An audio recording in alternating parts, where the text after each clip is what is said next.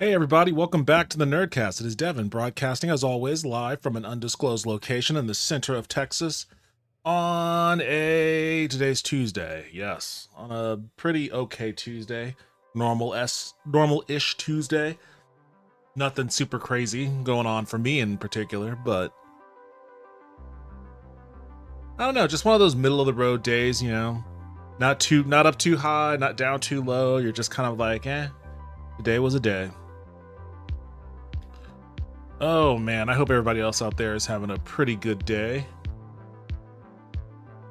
I'm trying to regulate my moods a little bit. This past few days, 3 days or so, has been pretty rough.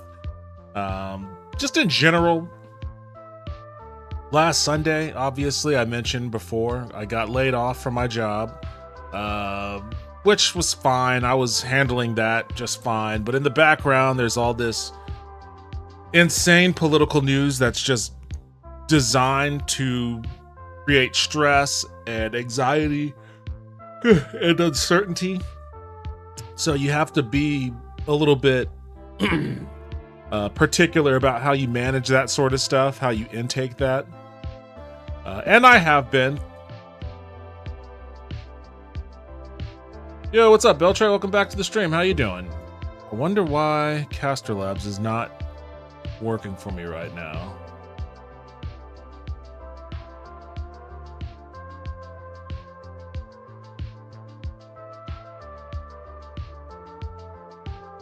Hello, ladies and gentlemen. Welcome back to the program. Today we are going to talk about a rather serious topic. It's not playing the audio. Why is that? Why is this a thing that's happening all of a sudden?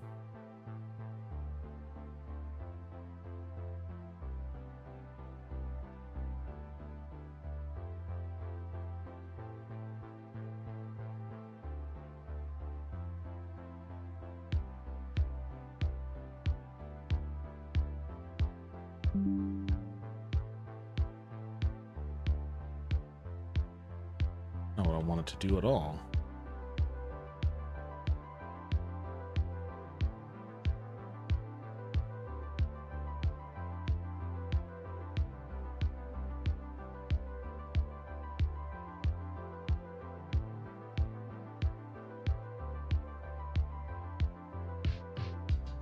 Yeah. Anyways. Yeah, there was all of that stuff that, you know, there's a little bit of management that goes on with how you intake the news. And then of course Saturday the Bills lost in that bullshit game to the Broncos for bullshit reasons, and a lot of anger processing that one. And then of course on Monday they fired a coach that had no business being fired, and they handled it in the worst possible way. So dealing with a lot of that, processing that as well. There's a lot of processing going on this past week. And it's got me in a weird kind of mood.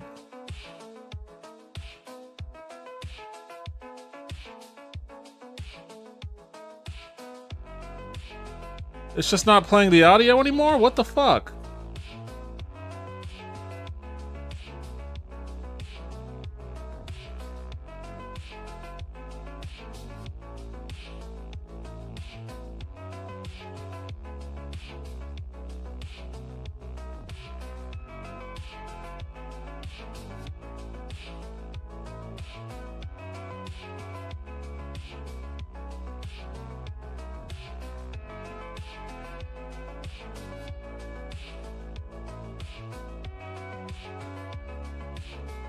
I wonder if I...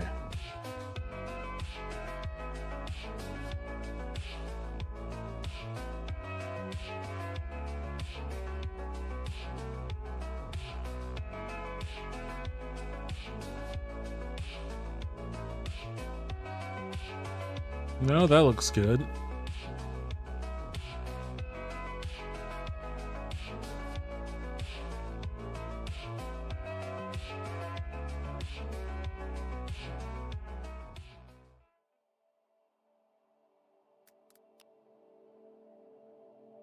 Damn, it just doesn't fucking play the audio at all anymore. What the fuck?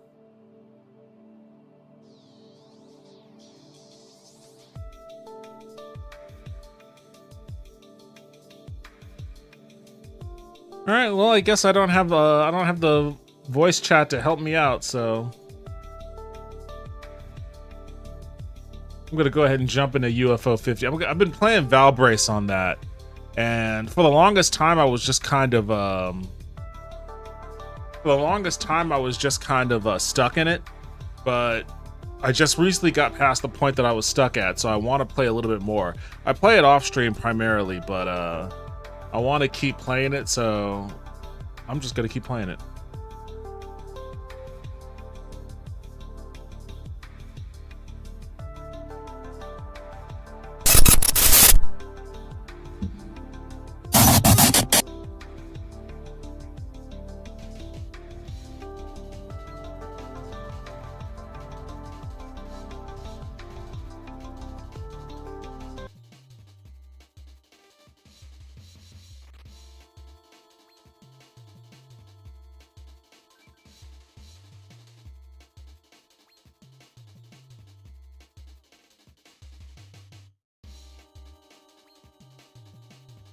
Where the fuck is the game at?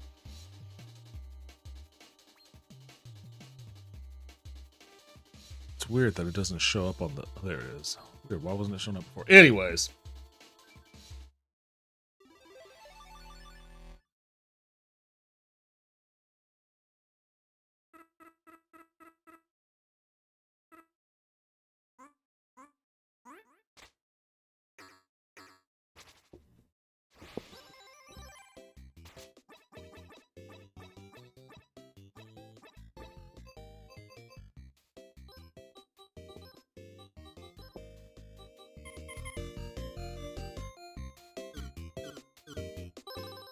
All right, let's see if I can do a little bit better. Get a little bit further in this one.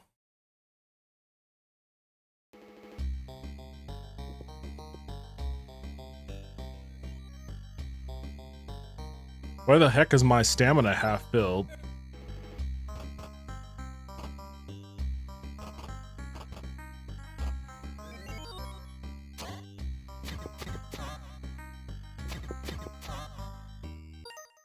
Actually, my thing is hidden. I'm gonna have to keep my chat up, since I guess I don't have voice assistance anymore.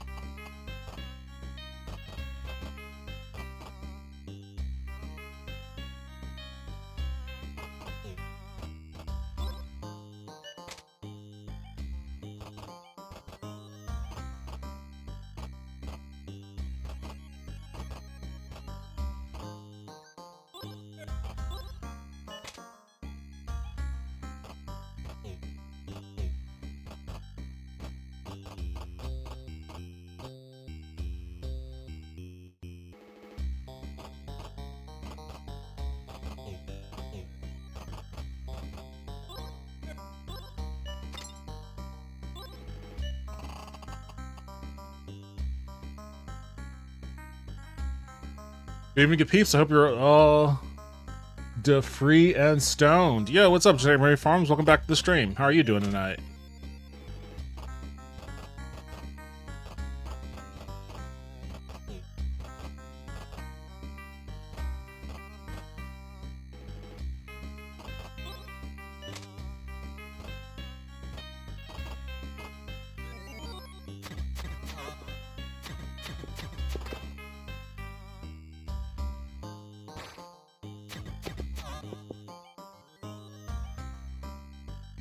You know what? I should move myself over to the other side.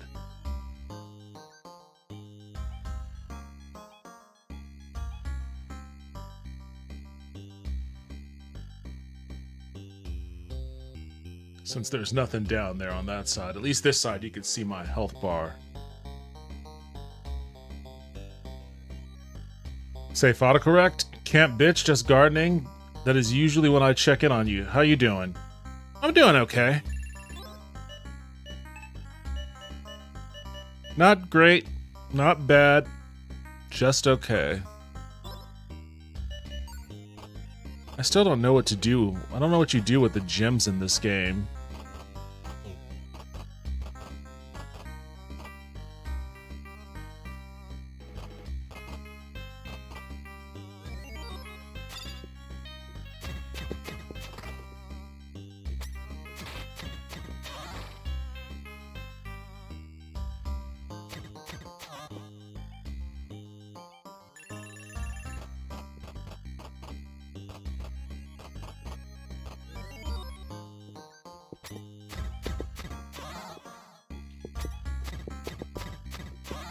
I don't know if this cloak could... No.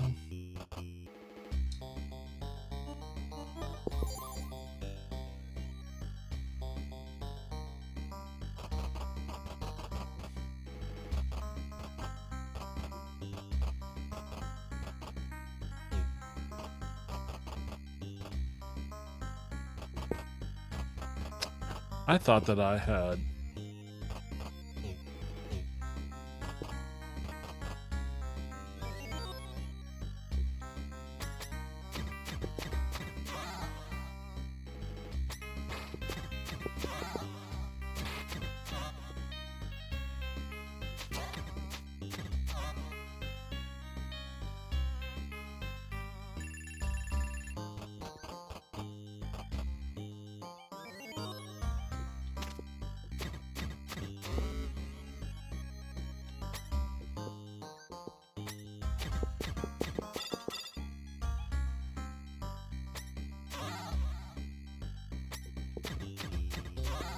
Okay.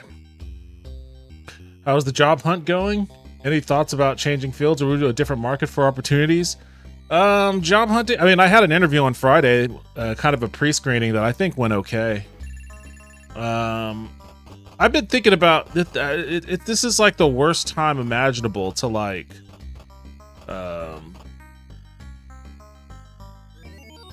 try to jump into, because I was thinking about a new market, a new career field, but like there's really no concept anymore of like entry level. There is no concept of that. And wait, where am I?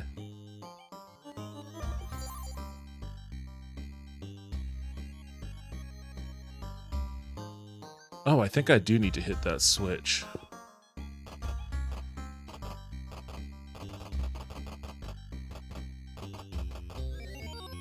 Oh god, one of these fucking things.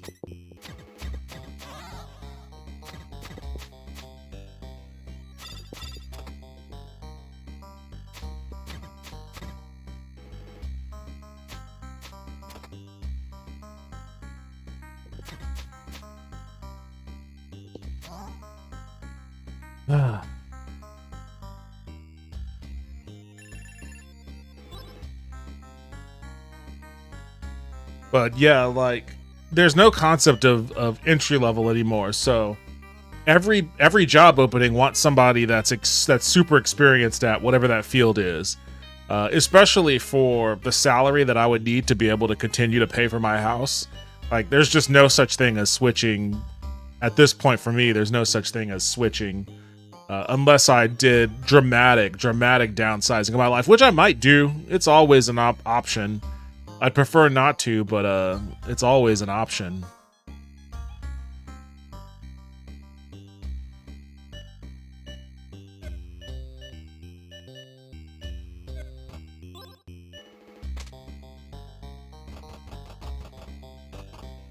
Awesome. Hope that turns into something for you. Thank you. I appreciate that. What's good? Yo, what's up, Pie Lover? Welcome back to the stream. How are you doing tonight?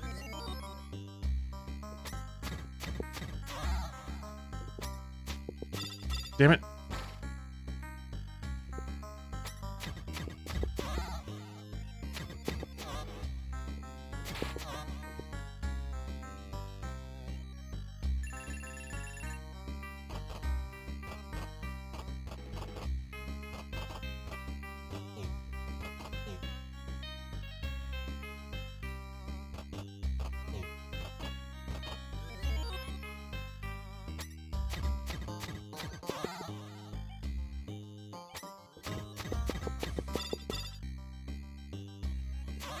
Gotcha, bitch.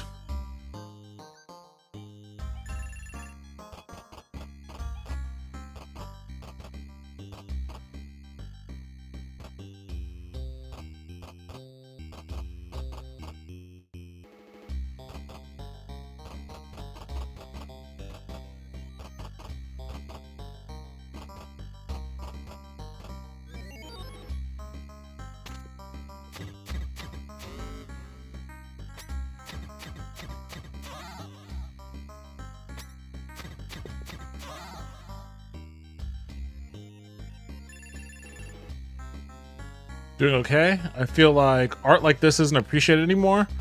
There are a lot of like 8-bit, 16-bit style pixel art games out there. I used to play them a lot more than I have been. Oh shit.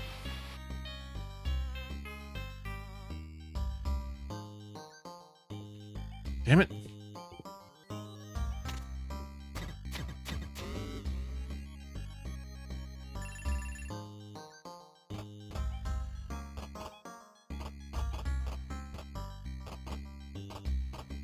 I forget where I have to go in order to unlock that gate.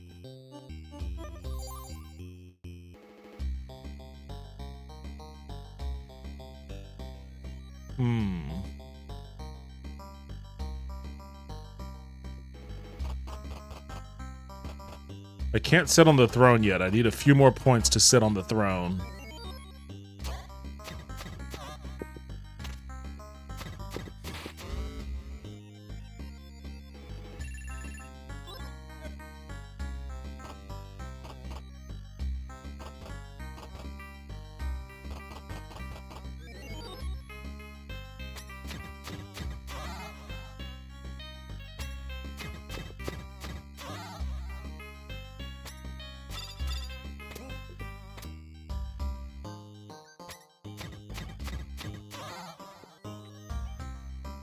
Yeah, but there's no hype.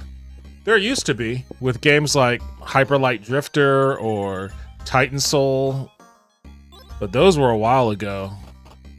Like, I don't know, the pixel art kind of movement, the pixel art retro gaming movement has kind of given way now to retro PSX style games, like games that are designed to look like OG PlayStation 1 graphics.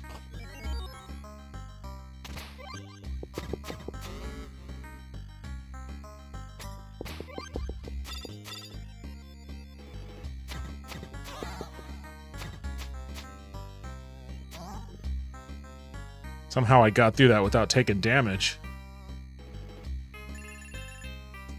Green potion?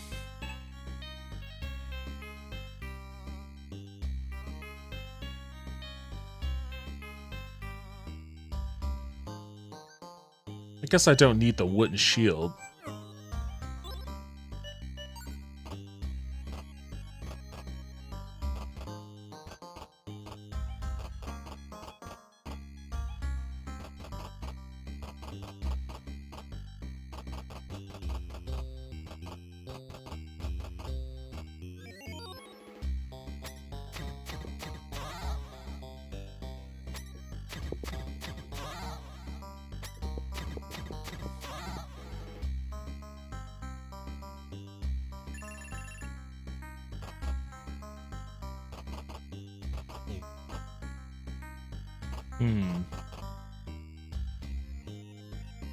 Man, when I sit on the throne, it is a choice. It isn't a choice, it just happens. Oh, shit.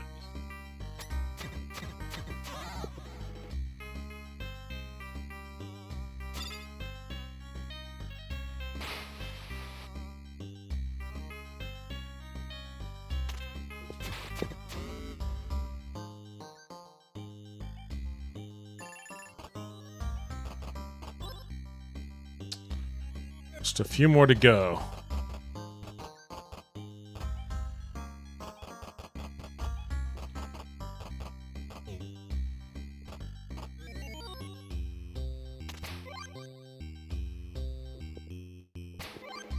Shit.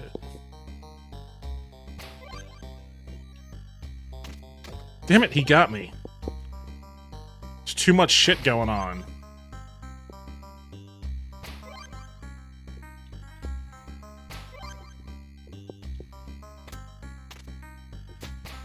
Damn it!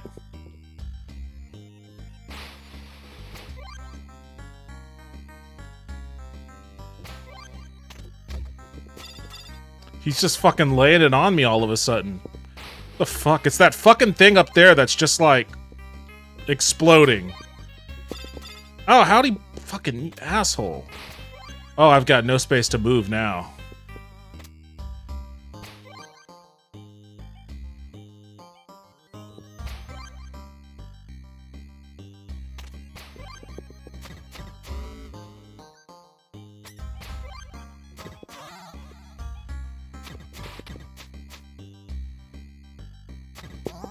Gotcha, Jesus. That should have given me more experience points.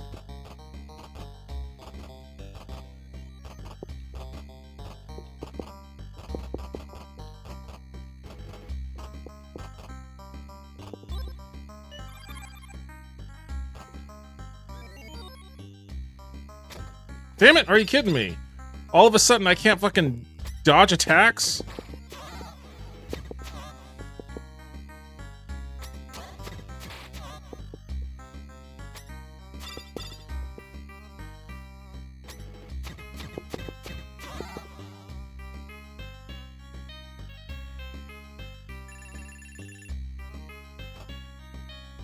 Wait, what does the gray potion do? Now I forget what the green and the gray does. I know the black potion gives me strength. The green or the gray increase... Well, I guess I'll find out one way or another.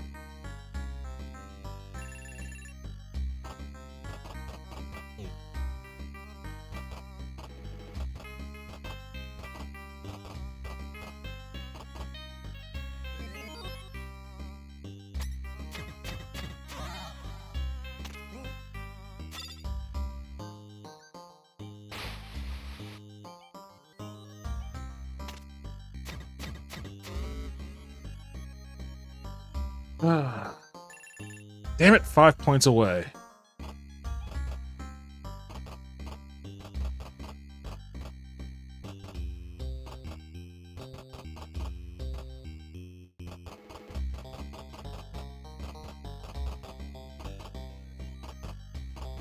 Come on, somebody pop up.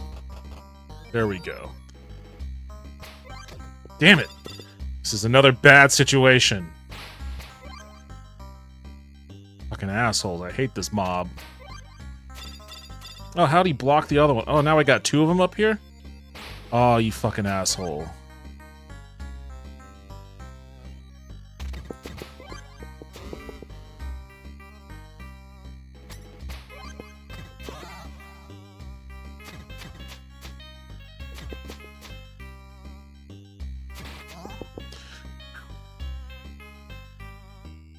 I should have gotten more than 30 from that, but I guess it doesn't matter. Alright, now I can level up.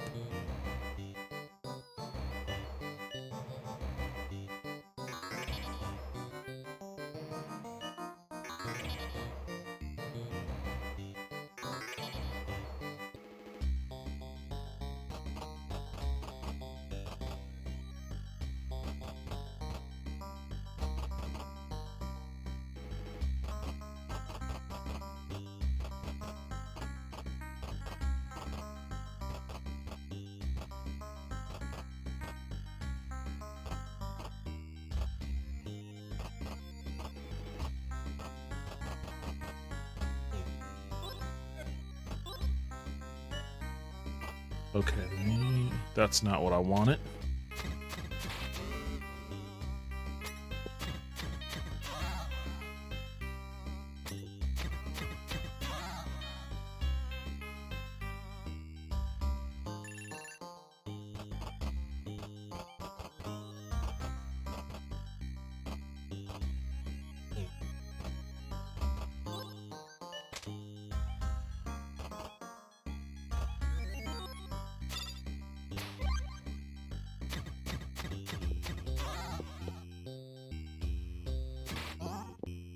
Got him.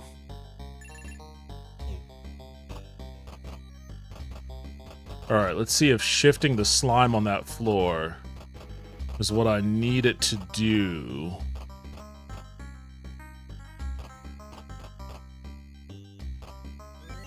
Oh shit, what the fuck?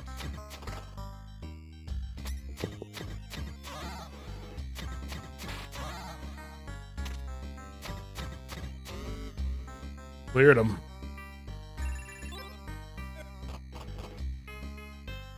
Dead end.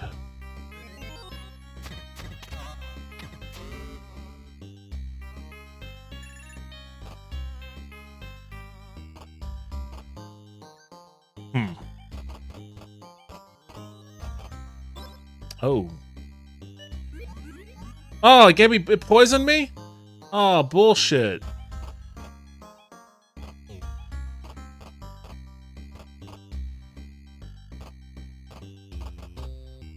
Is this gonna poison me too?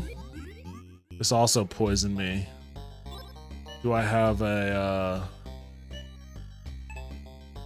Oh, this could be it for me. This could be it for me. What does the green potion do? Haste? Oh! Are you kidding me? Are you kidding me? Ah.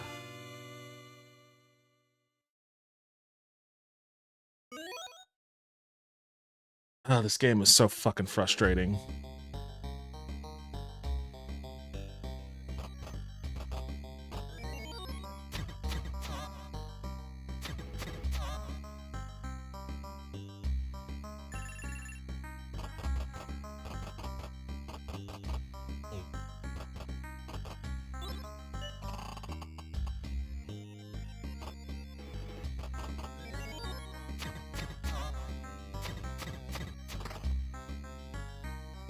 Come on.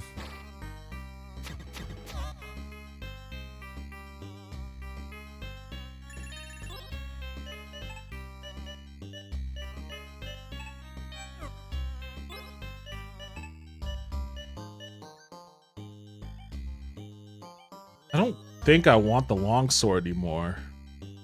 Maybe I don't know. I think I'm doing better with the rapier than I did with the longsword.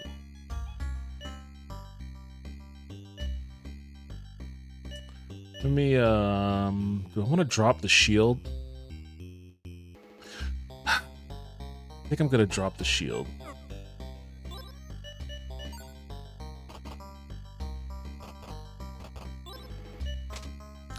Flip this switch. Oops.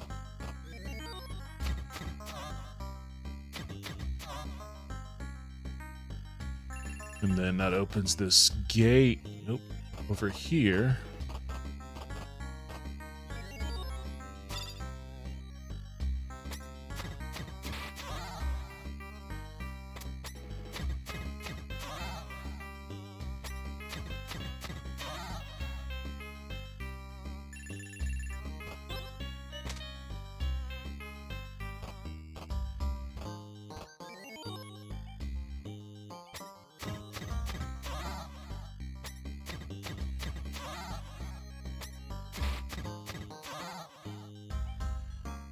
Okay.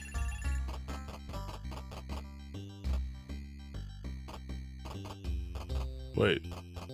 This isn't what I remember.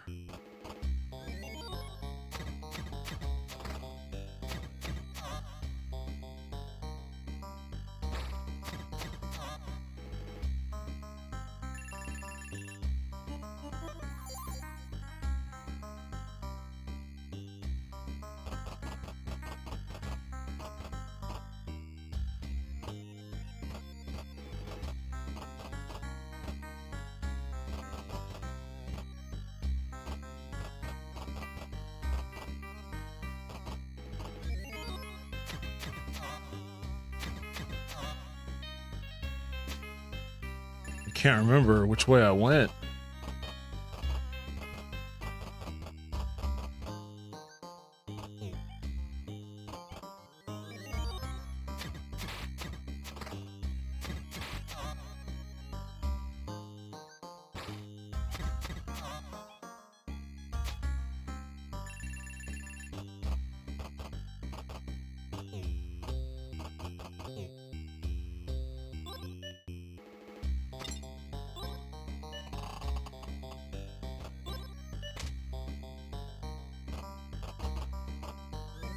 I know where I am now.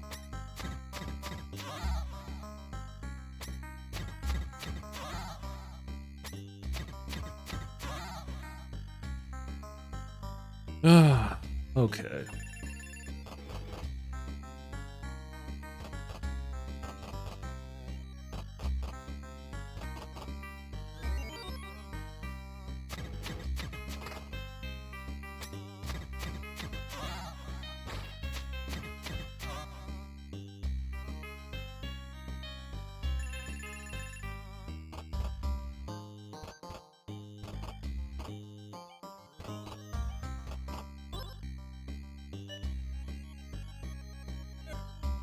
Actually, let me not switch. Let me not flip that right now.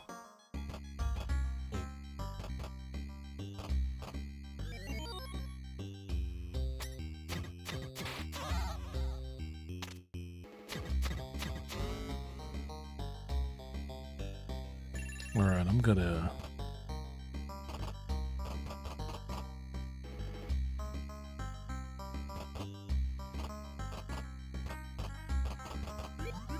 Oh shit. I guess I have no choice. Oh good, the poison didn't last that long. Forgot. I don't really have a choice in the matter. I have to flip that switch.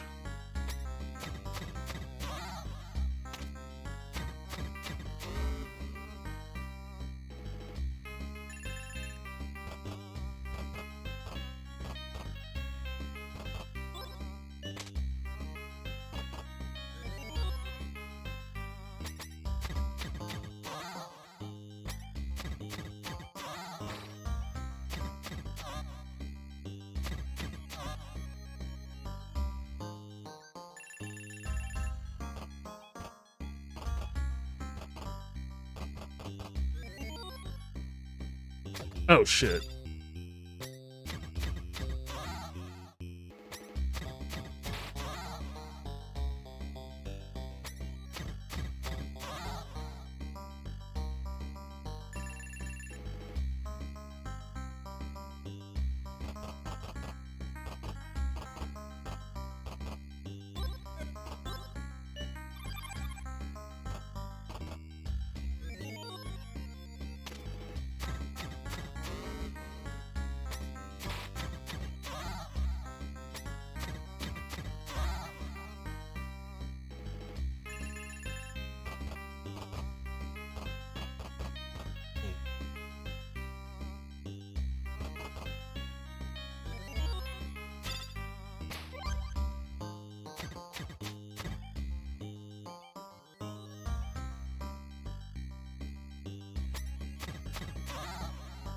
Oh, shit.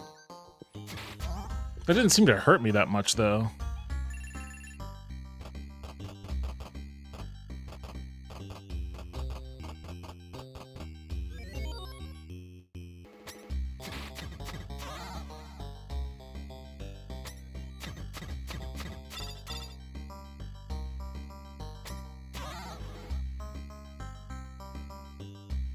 Combat reminds me of Mega Man Battle Network RPG. Yo, what's up, Kite? Welcome back to the stream. How are you doing tonight? I've never played that one, honestly.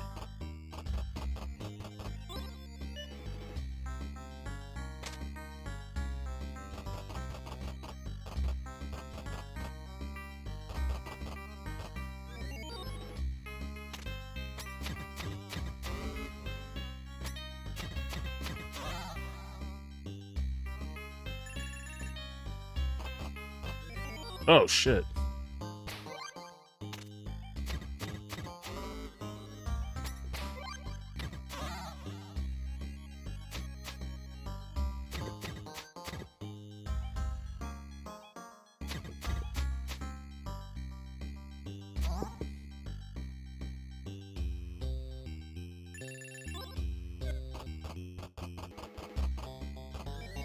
Holy shit, they're coming out of the fucking woodworks for me now.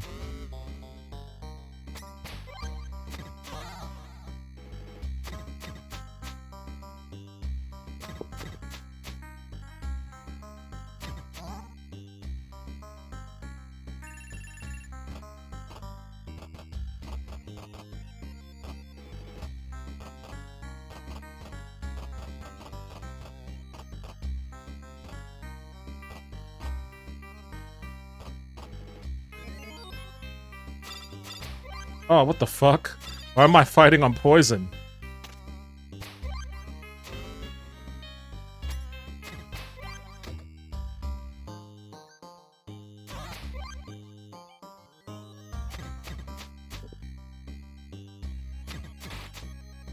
Hurry up! Kill this guy so you can get off of this fucking poison. Damn. Well, that sucked.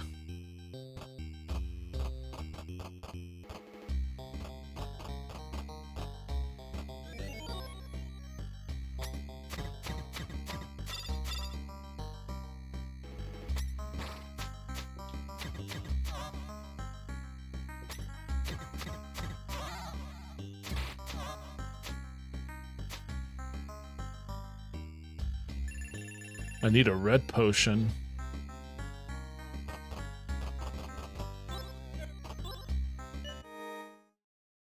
Ah.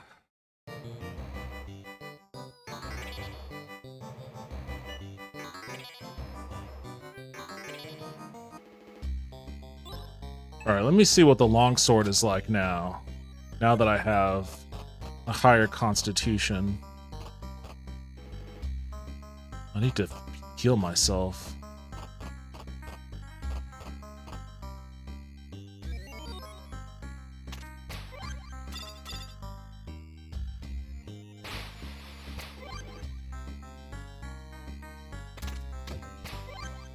The fuck?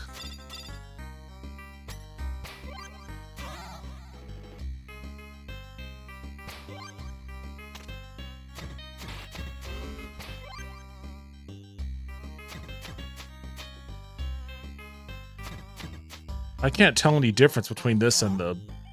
This takes up more stamina to swing. I can't tell a power difference.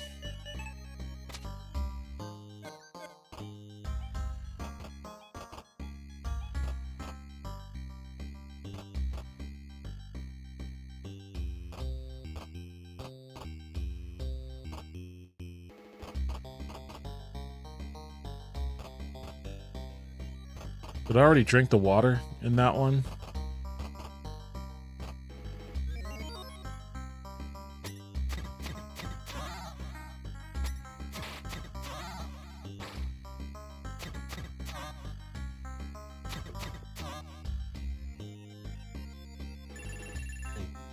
Damn it, I did.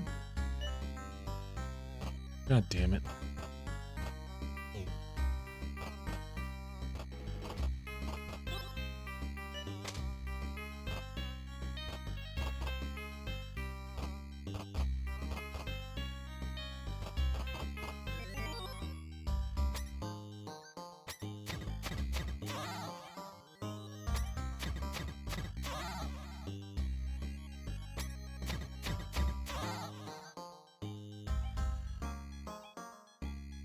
Yo, what's up, Big Fatty Fat? Welcome to the stream. This game's pretty fun because if you don't cherry this your first run, you have to do it all over again. That's your definition of funny? That's frustrating as hell to me.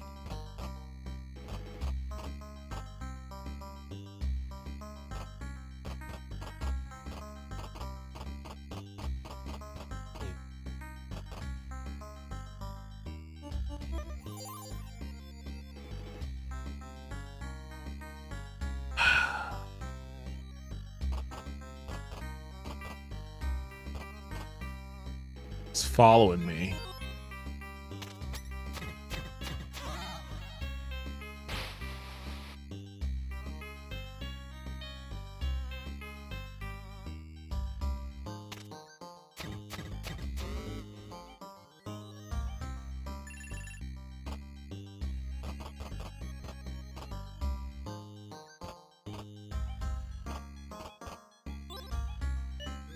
Oh, of course.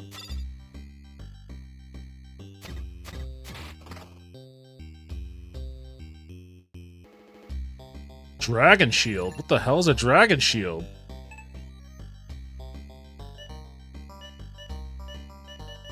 I don't want the longsword. I will take this dragon shield, though.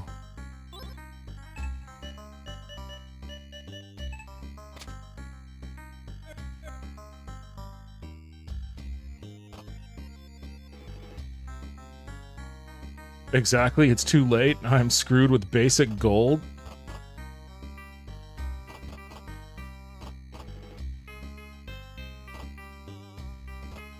I've got one hit I can take.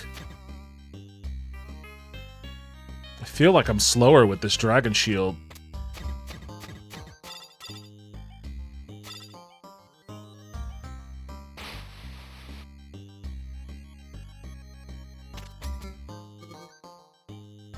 Oh, I'm paralyzed. What the hell?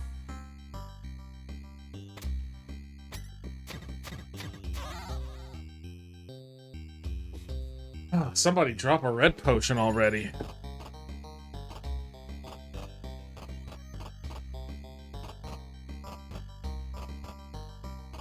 I don't know which one. I don't know what this does.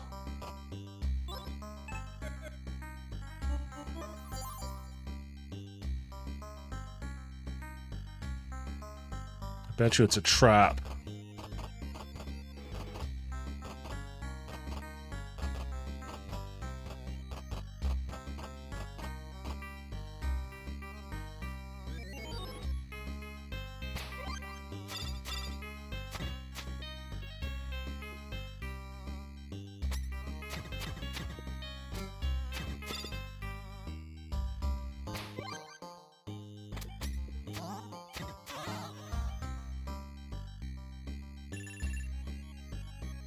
The hell is this?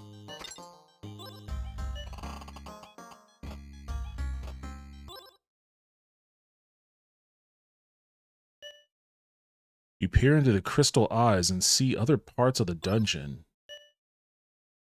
Find an exit to the east. Well, let's exit east.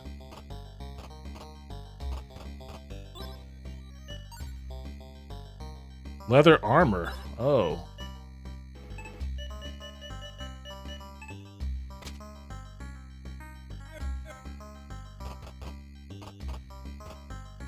Oh, what does this do?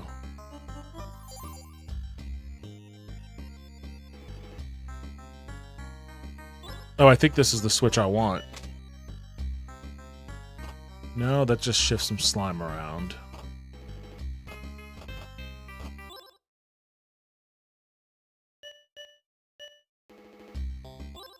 Oops.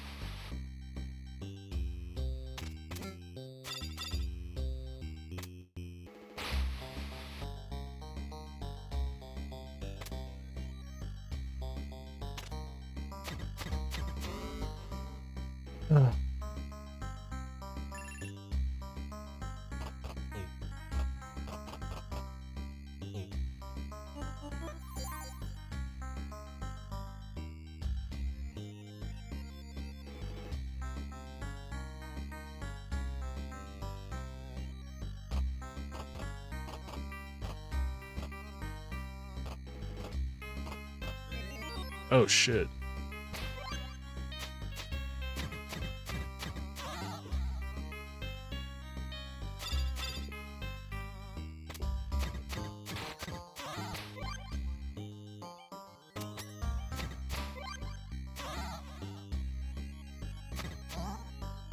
Somehow I didn't take a hit from that one.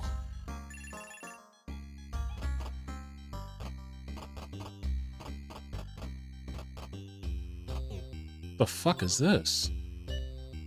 An inscription for Fireball is etched. How the fuck? I don't have the magical ability to do this one. I don't even know how the fuck you would do that.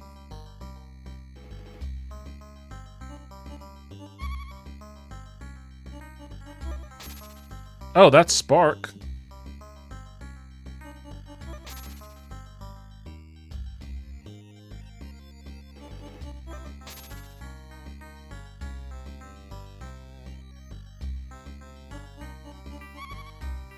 I don't have the time or ability to do that. But I guess I found out how to do Spark.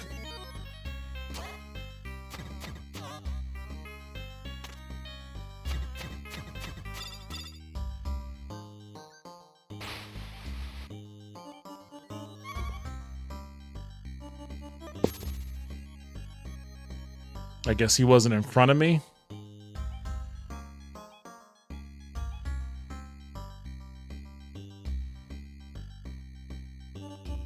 Oops.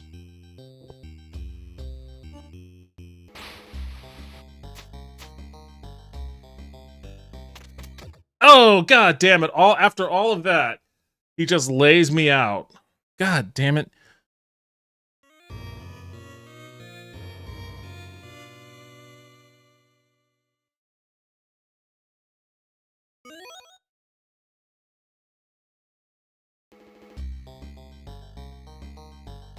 God damn it. After all of that.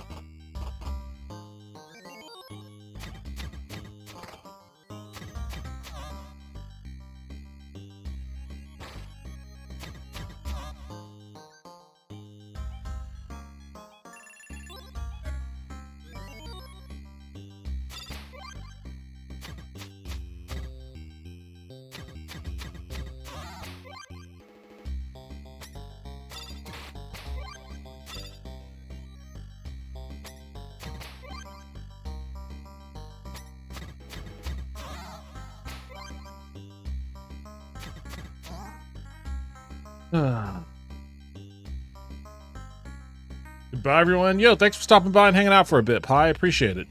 Have a good rest of your night.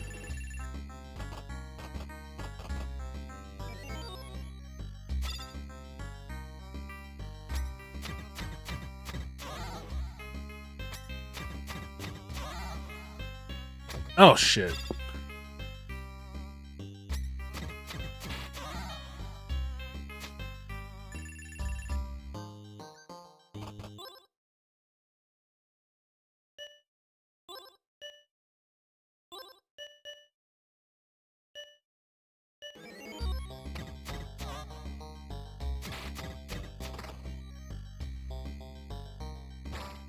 This is a different exit than before.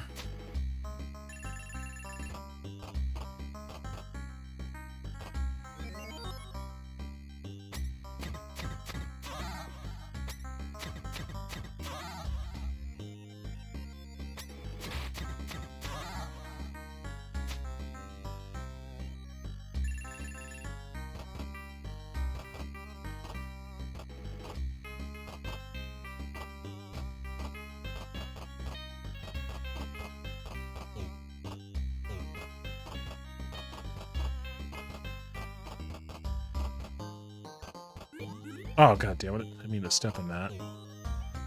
Fuck, there's 3 of them?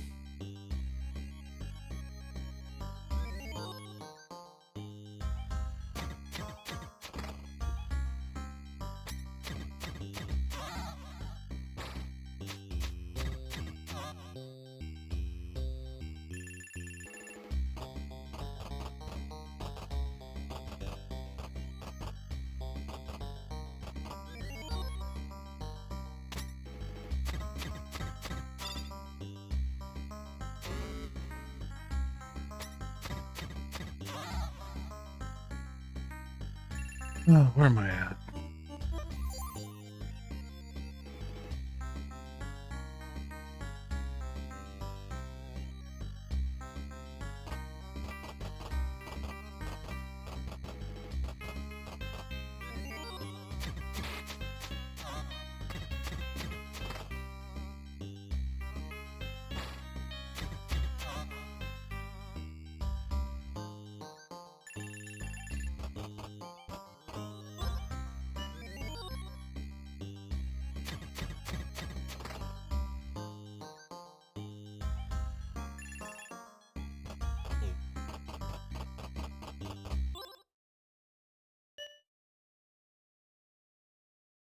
Bone hidden in the corner. Well, I don't want the bone.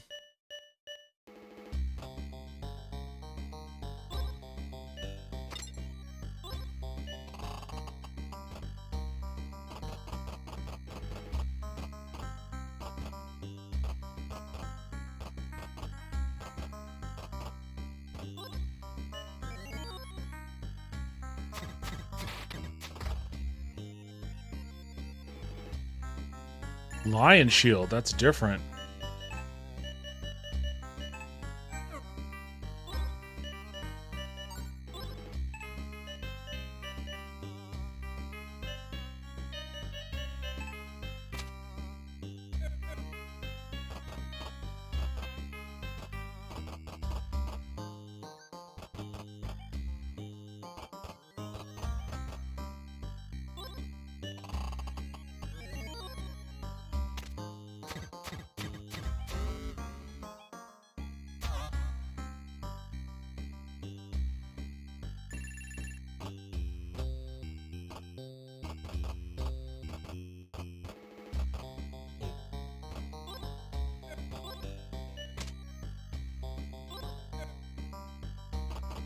I think I know where I am now.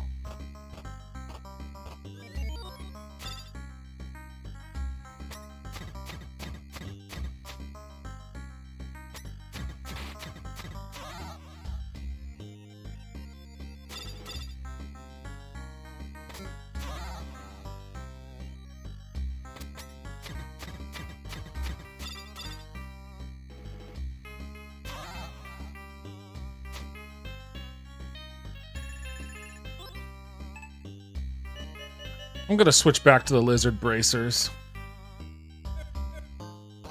I like that those things help me poison people.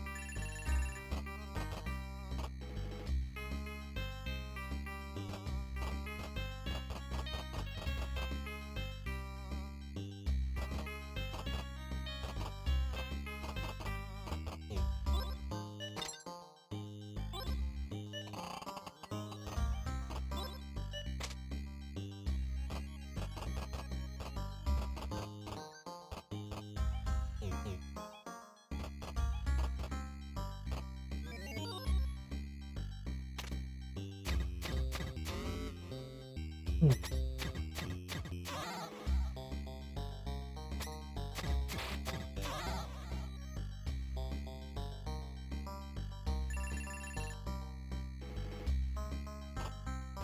really don't want to use that fountain right now.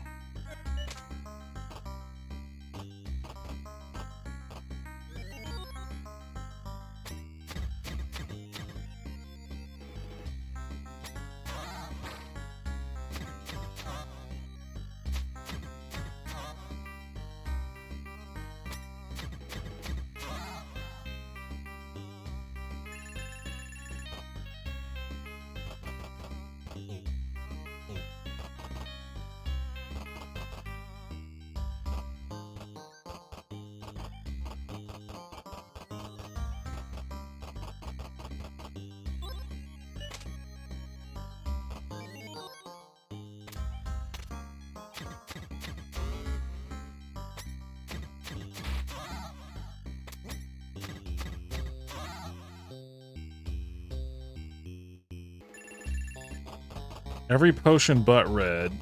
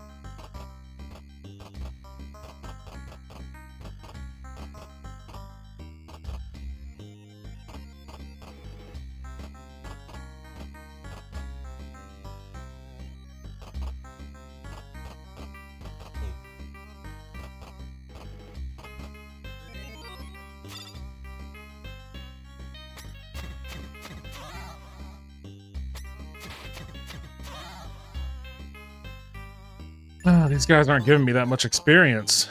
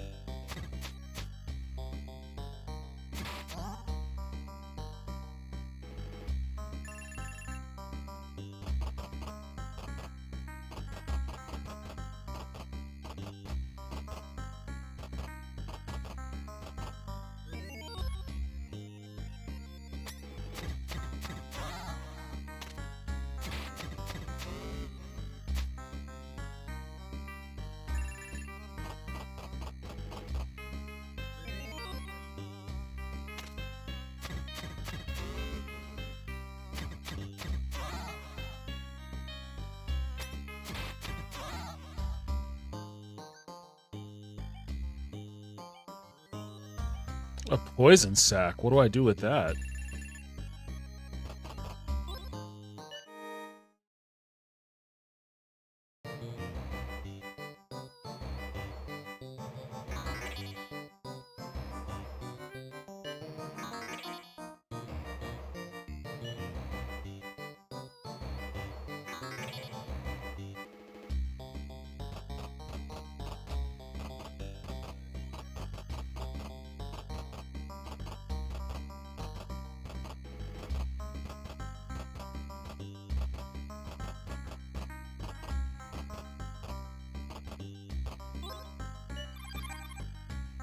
Oh man, I wish this game had save states.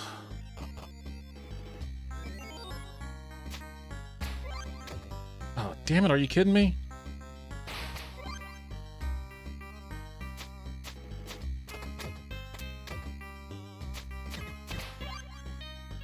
Now I'm getting my ass beat. What the fuck?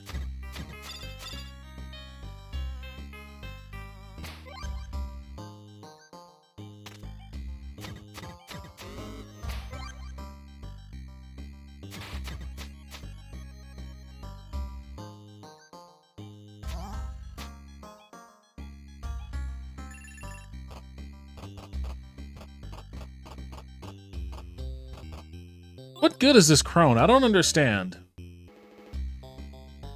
Oh, okay. I could get partisan. What's a partisan?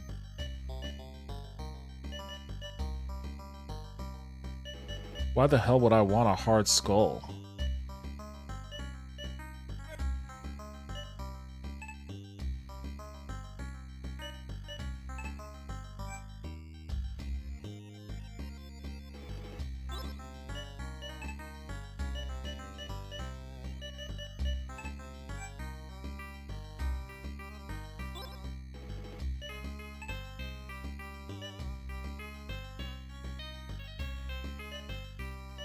What is a partisan?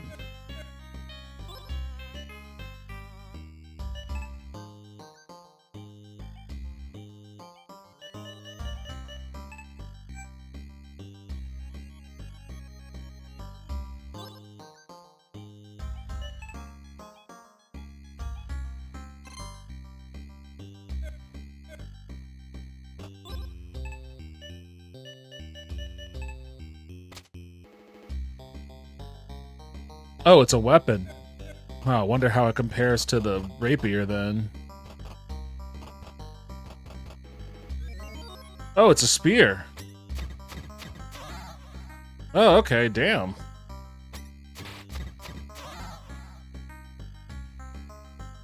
Not bad.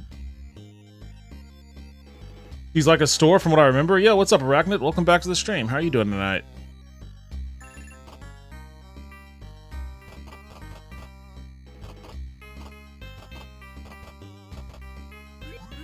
Oh, damn it, I didn't mean to do that. Of course, there's no other way for me to heal myself now, since I think I just used the only water fountain.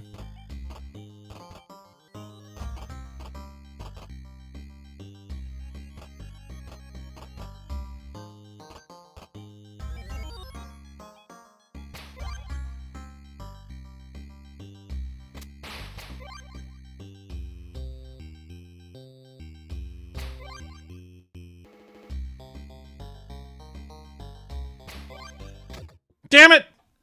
Are you fucking kidding me? God, I hate this game so fucking much.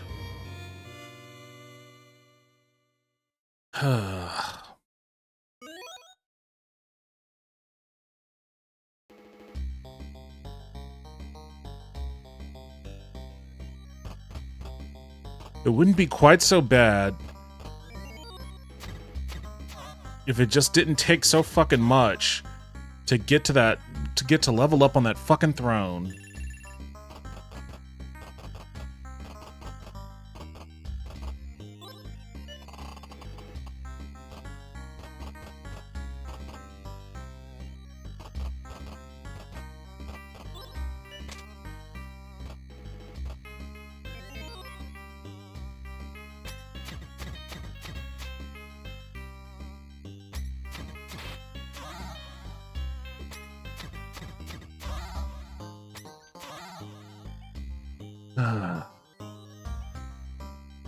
This is a difficult game. I love this game, but it's so difficult too. I never got far in this one.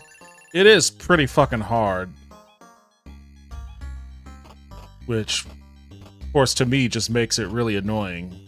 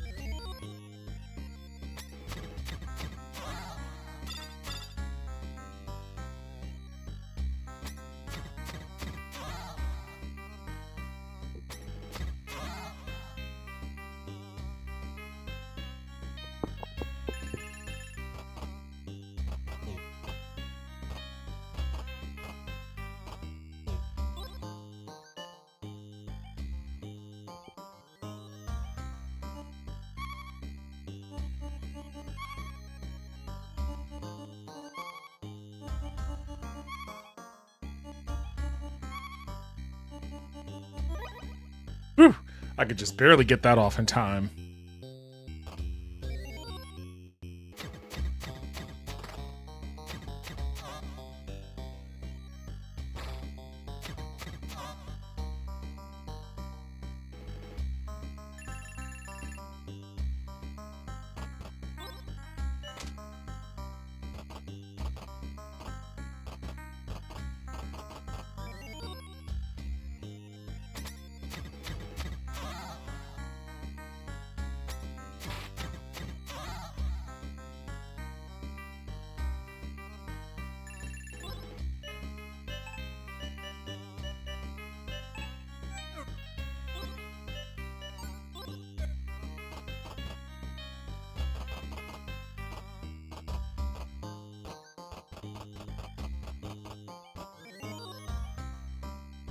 Oh shit.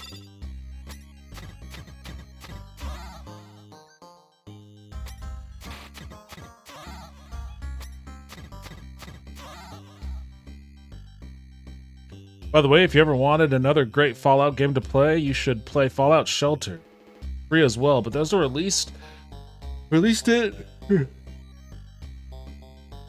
and said Fallout 4. They say they announced Fallout 4 and put it out free that day, and ended up being better than Fallout 4 IMO. I heard Amazon is making a Fallout Shelter show soon too. I've heard of Fallout Shelter. I thought it was a mobile game.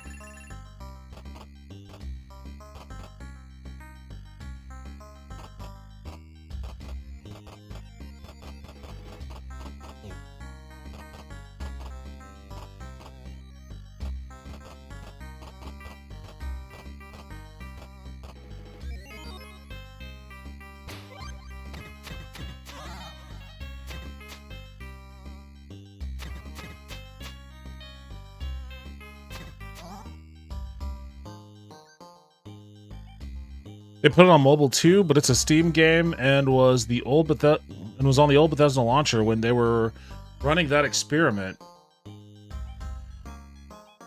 I played it on Steam, the Bethesda launcher, and my phone. Steam has the best version.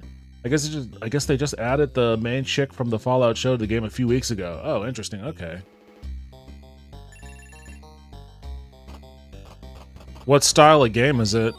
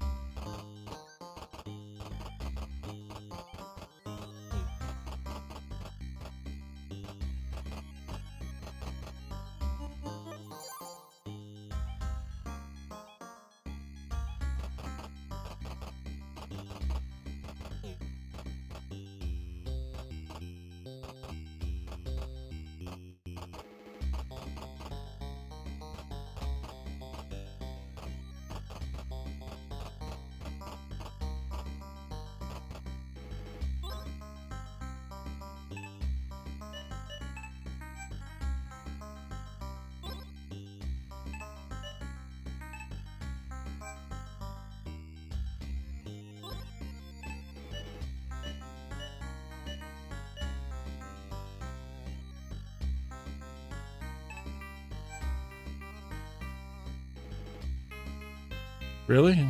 Ultry, a black potion?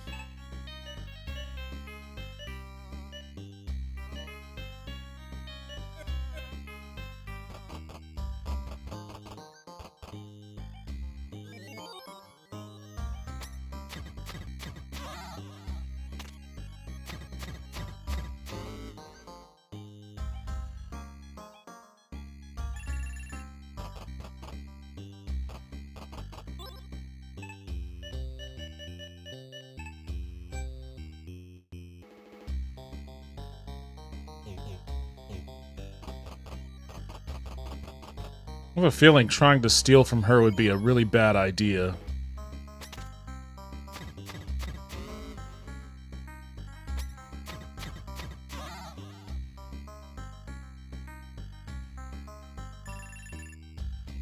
I don't imagine she wants this Formid head.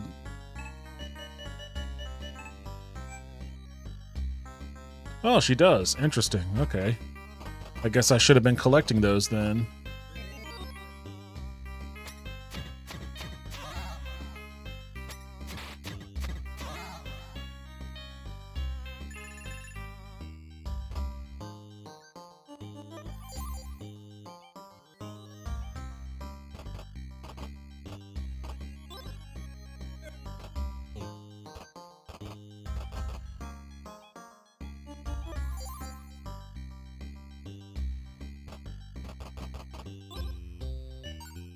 Does she want this orc tusk?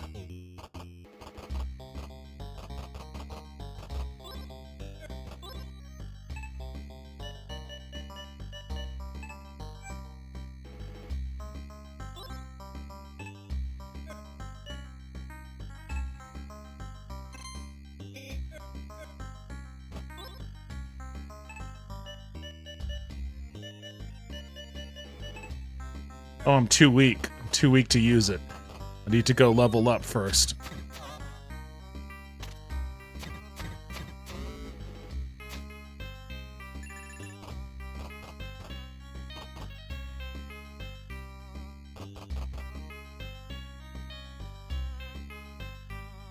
You run a vault and also go out on missions.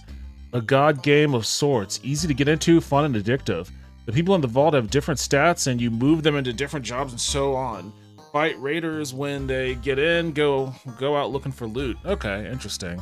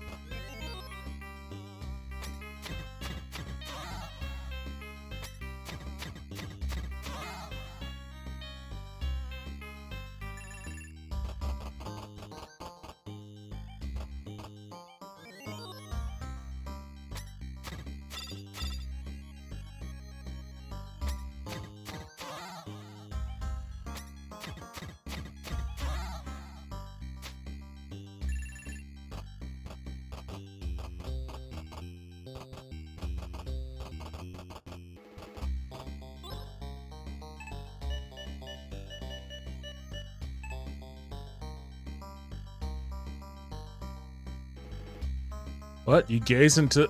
Oh, wait, what? You gaze deep into the fractal eyes and perceive the tunnels between matter. What the fuck is going on here?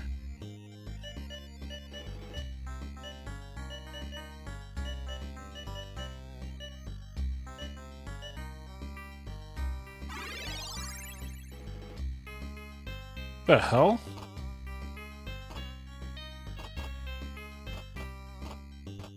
What happened there?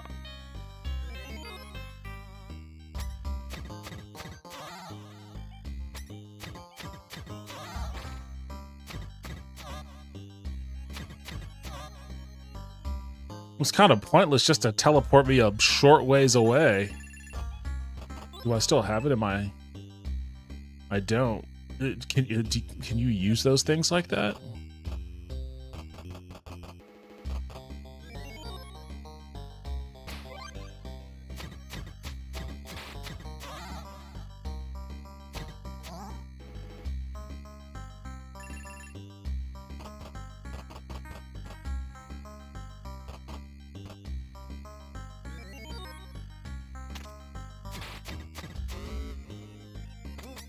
Because if so, I didn't know that was a usage for those things.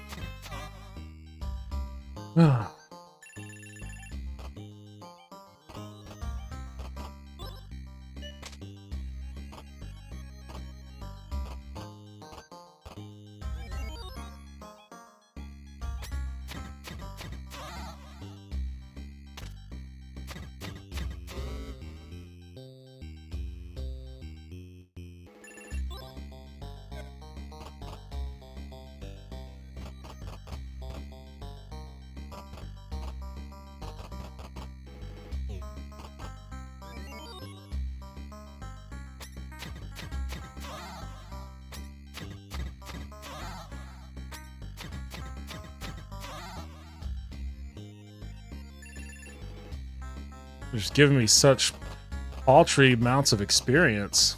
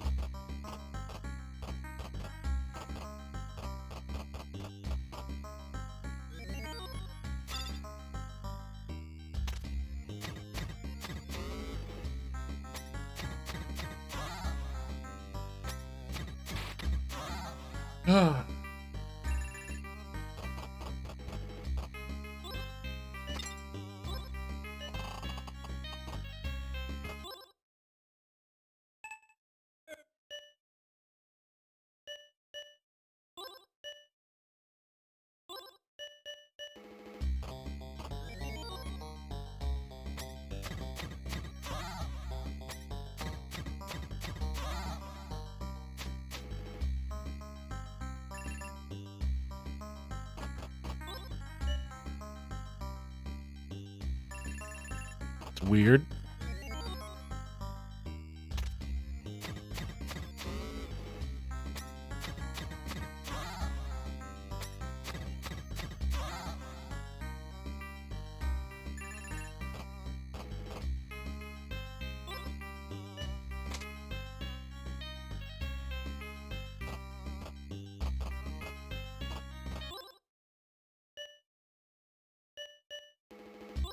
Oops.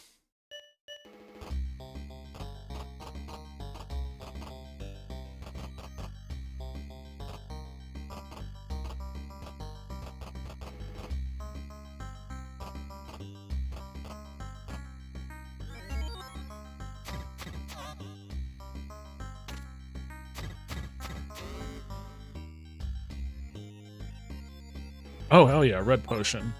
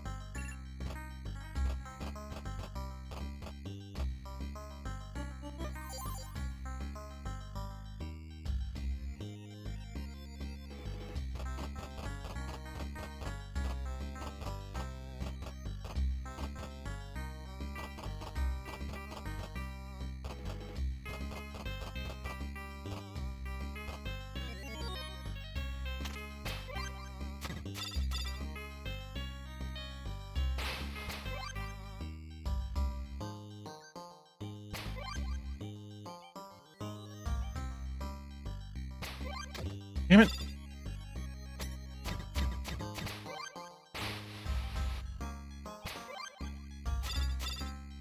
How am I fucking this up?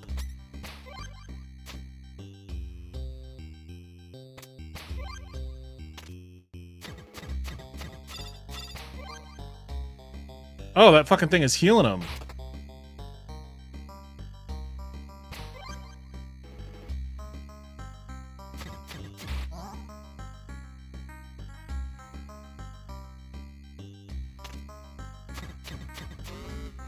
I was wondering why he was still sticking around after getting hit so much.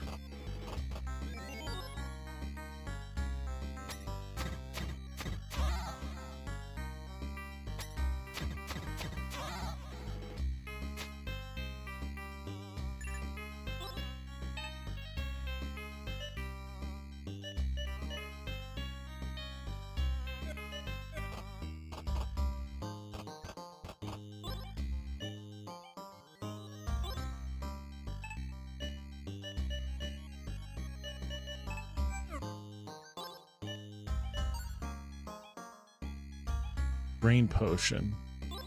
I'd rather have the black potion than the green potion.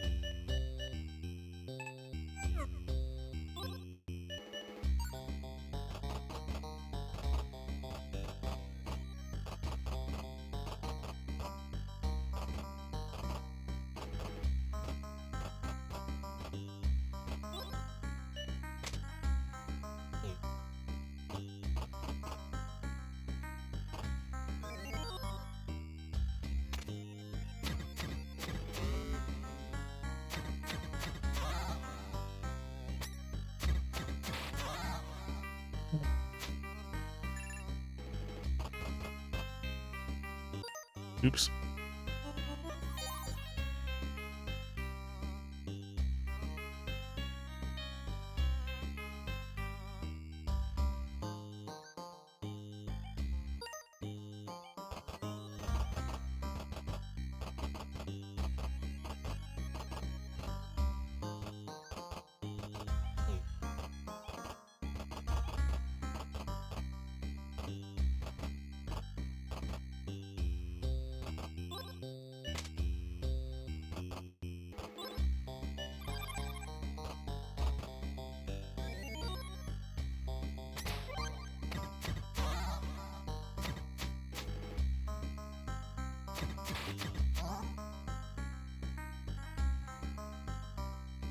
Alien Daggerfall. Yeah, what's up, Taco? Welcome back to the stream. How are you doing tonight? Not quite Alien Daggerfall, but I guess maybe close. Is this game only on Steam? Not sure if I already asked. I've been in and out of stream, lol. No worries. It's a part of a game called UFO 50, and yeah, it's on Steam.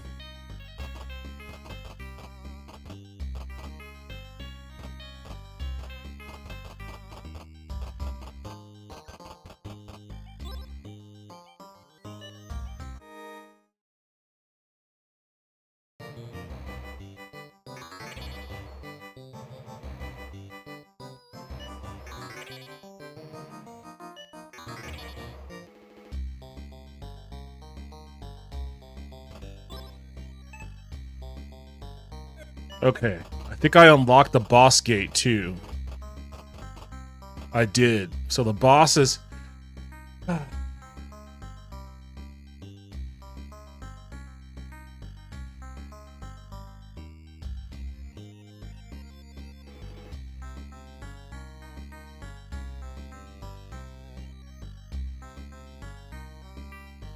I'm trying to get a mod list working for a game. What game?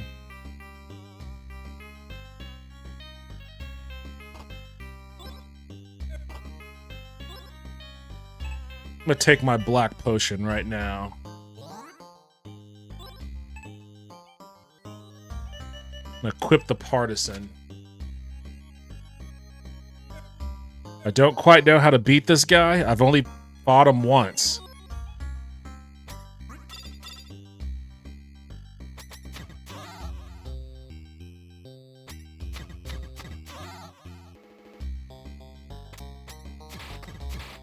Oh shit.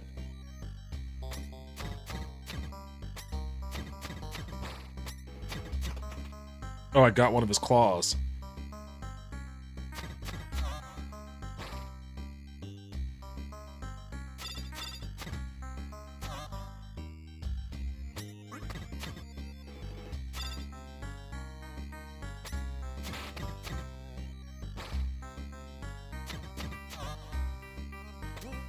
Oh, I dodged it.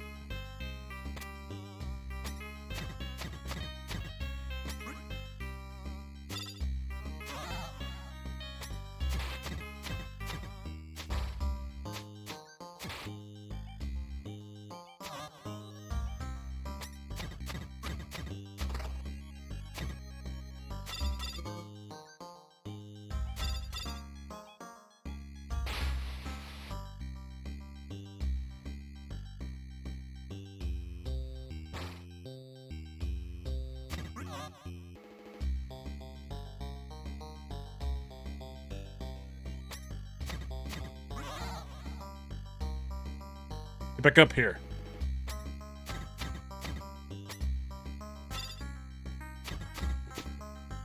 Damn it.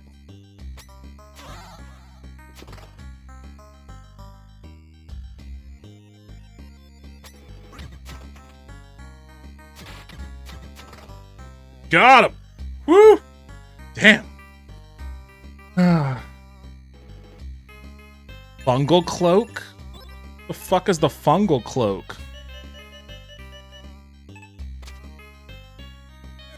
I'm putting it on. Oh man, all right. Whew. That took a bit to do.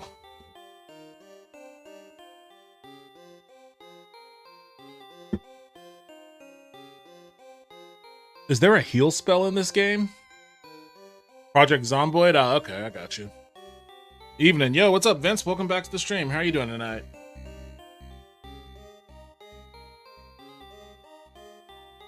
I can't get the Gobby voice to work for some reason. I tried restarting Caster Labs, flipping it on and off. It just doesn't work for whatever reason.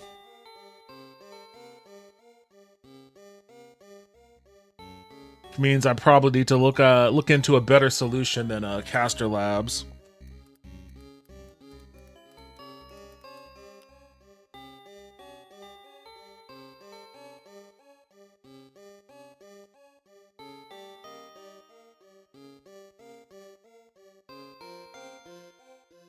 That so.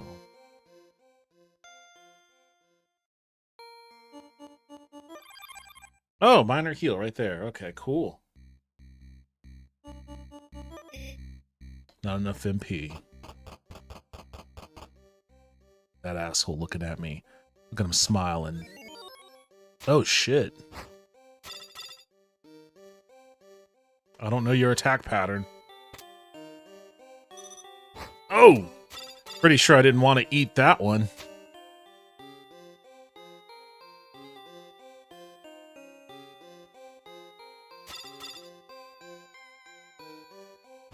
Damn it.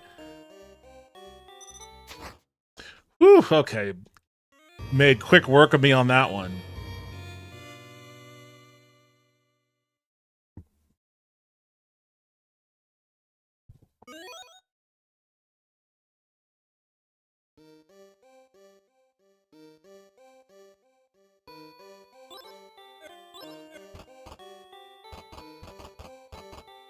Come back over here. Where are you?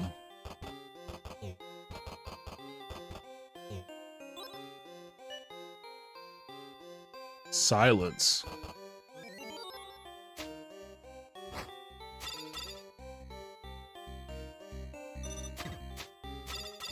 Okay, I gotta hit them before they hit me.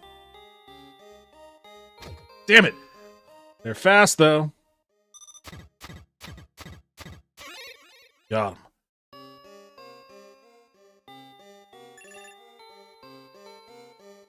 We just got home, took my son to see Avatar. Was the only movie option, really. How was it?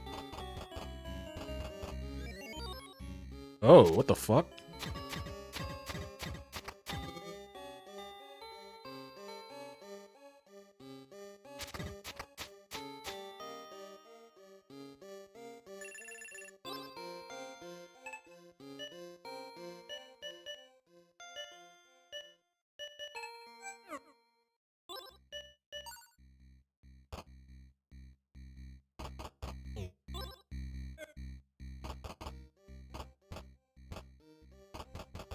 Floor is lava. You again.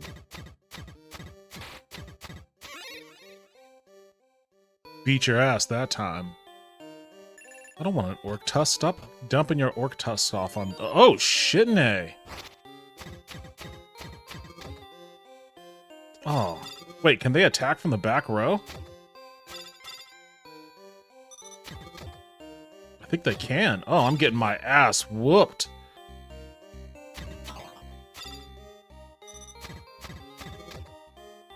God damn.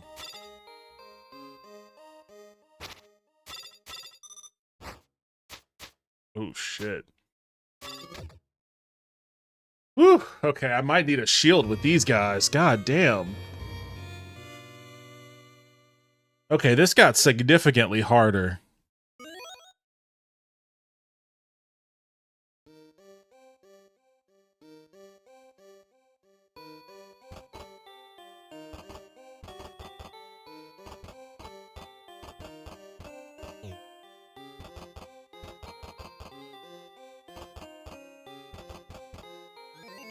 God damn it, you guys again?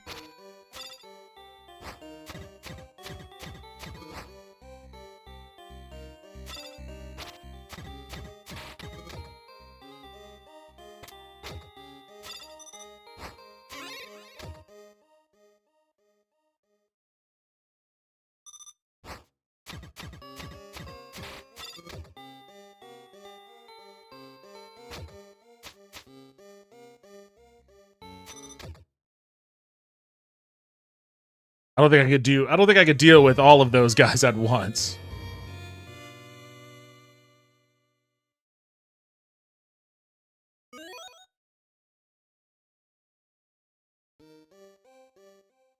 I never saw Avatar Way of Water. Haven't seen the first one since it came out. I uploaded a video about Indiana coach Kurt Signetti right before we left. Only 41 views, but I guess that isn't too bad for a few hours. Yeah, that's not bad for a couple of hours. Was only $20 for all 3 tickets. Gotta love Tuesday. Oh, nice. Hell yeah. Oh, are you kidding me?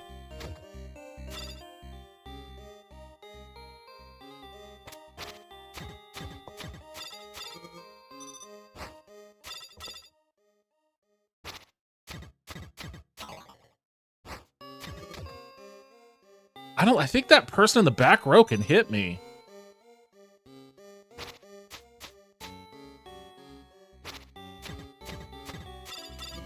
She can. Oh, that sucks.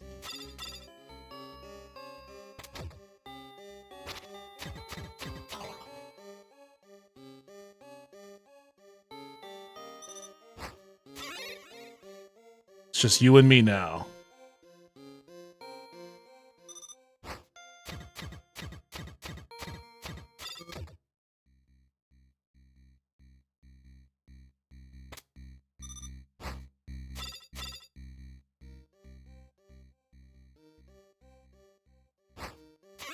Gotcha. Oh, shit. I should get way more than 90 for all that.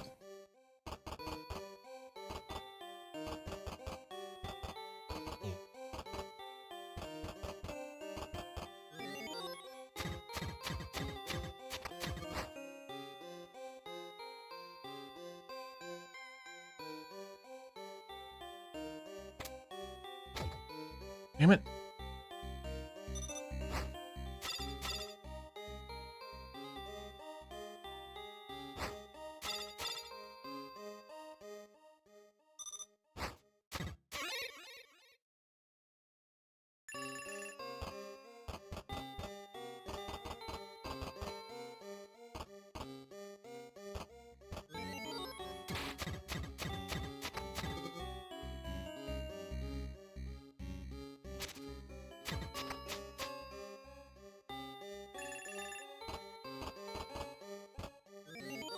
Ah!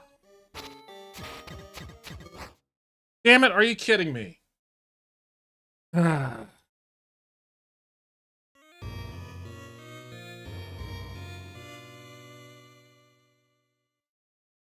Hey, do you guys want to bet on some races?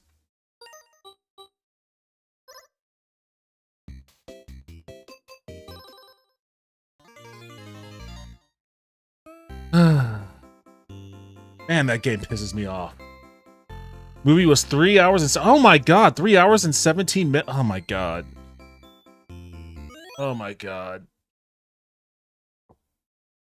You see, the last... I never saw... Well, no, that's not true. I saw the first Avatar, but that was at home, like a few years after it was released. But I did see Way of Water in theaters.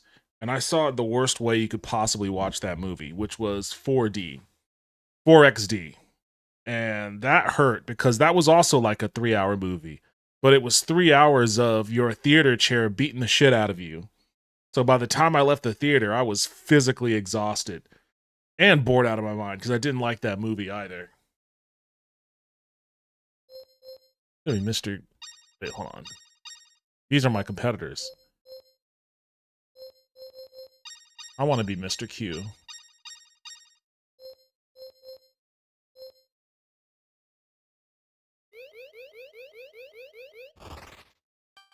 Let me see if I can remember how to do this.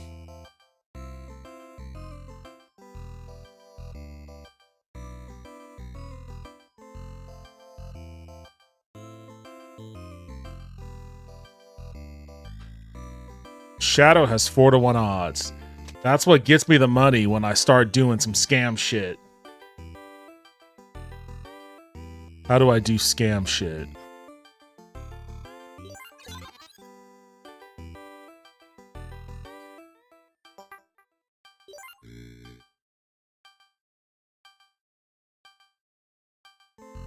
I'm gonna roid up my guy.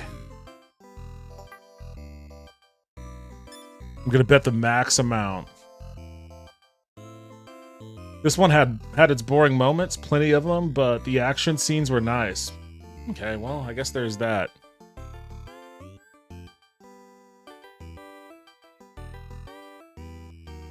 I forget how to do predictions on this. Oh, here it is.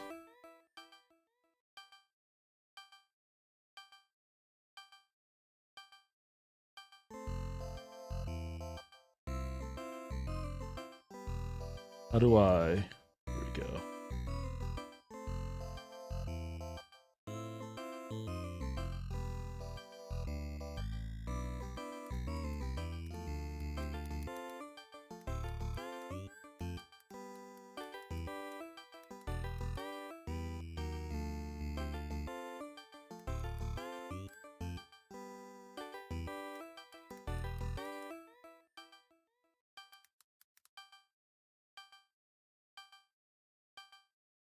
All right, I'm gonna open up the prediction market here. I got my own little poly market going on here on Twitch. So if you want to, you don't have to, but if you want to, you can make a prediction on Twitch on who is going to win this race.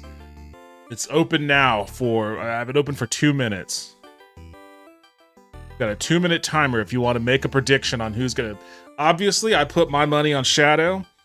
I also put my steroids on Shadow. So hopefully Shadow's gonna be the one that takes it.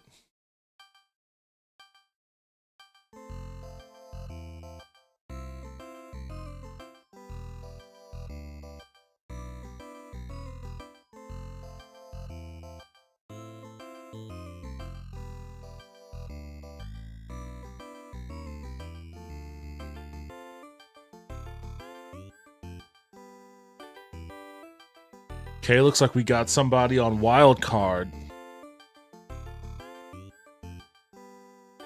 Seems like a pretty good bet to go with, a wild card. I mean, none of these guys have any wins.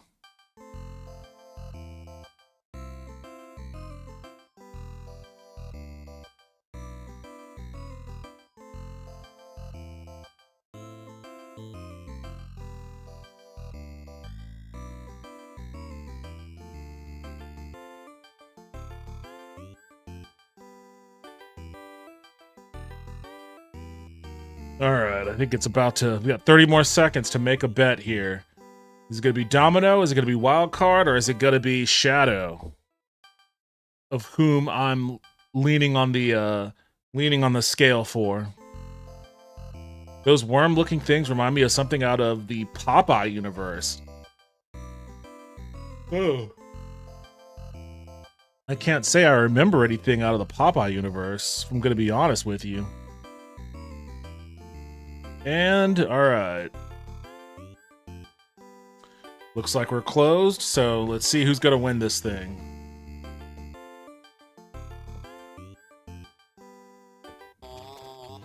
Shadow looks larger today. Officials say a new diet is the most likely cause. Wildcard looks confused this morning. Officials offer space sickness as a possible explanation. Fans excited to see big race. I don't know, it doesn't sound too good for Wildcard. He's showing up with space sickness. Oh, look at that. Go, Shadow, go. Oh, wild card is out of it. Oh, come on. Okay, hey, you know what? I tripped and I crossed the line. Shadow wins.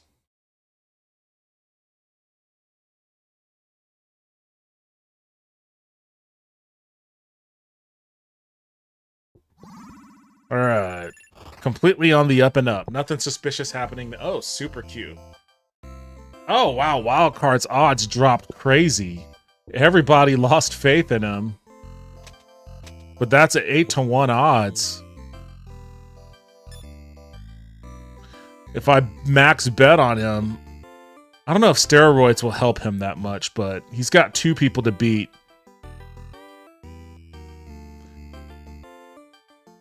Hey, how's it going all? Yeah, what's up, Wisp? Welcome back to the stream. How you doing? Alright, well, I don't know. Trying to run it with a wild card. That seems... I don't know about doing this one.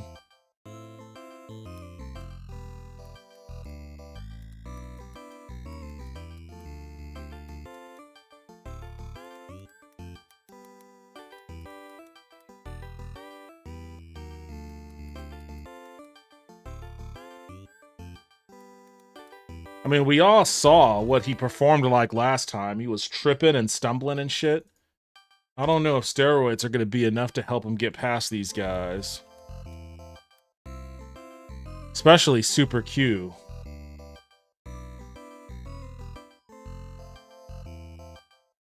It's funny, I think Popeye's pet Eugene, the Jeep is like a god in that universe. Alright, predictions. The new predictions are up if you want to place a bet. I'm gonna...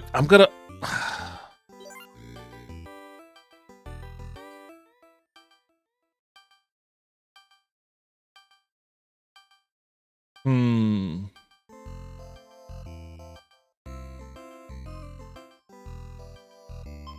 I'm gonna try the juice again. I'm gonna try the juice again on wild card. I've got a bad feeling about it. I don't think it's gonna work out the way it did the last race, but I'm gonna try.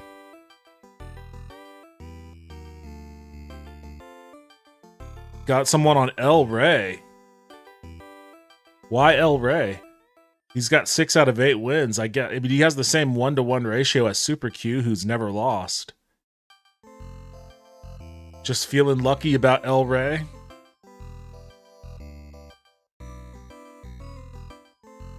I don't know. I see fire in Wildcard's eyes there.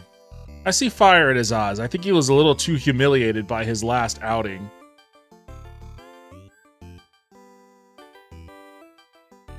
They all have the same nose size, so I can't make a bet. At the end of my Kurt Signetti video, I put the clip of him saying, "I win, Google me."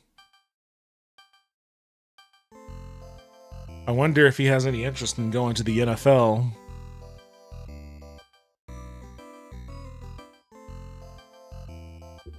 Still very, very upset over the McDermott firing. All right, 10 seconds, no other bets. It's just going to be one on El Rey.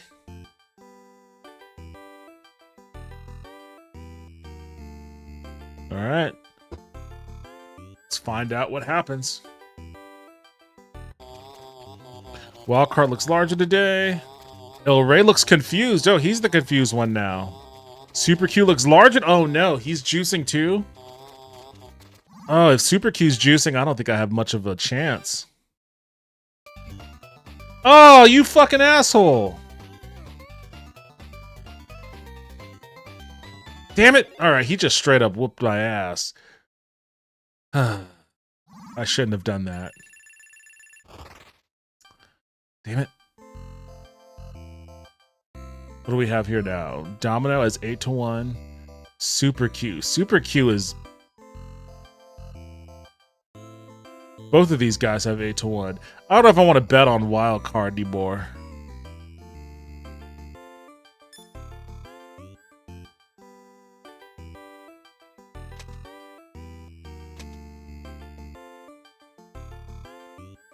But I am going to I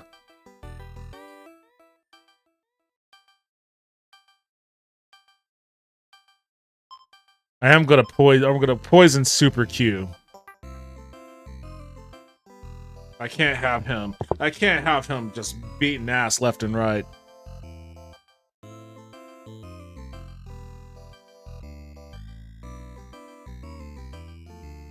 Signetti is from Pittsburgh. Some Steeler fans want him to coach there.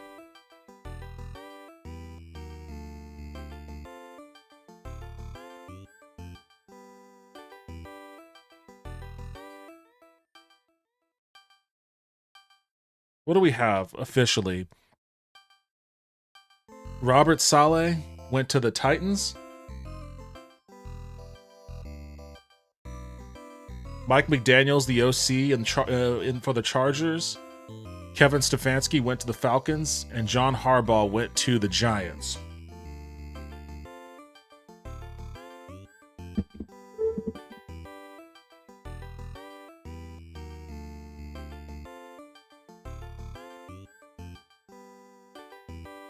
All right, who will win? Domino? Wild card again. Super Q again.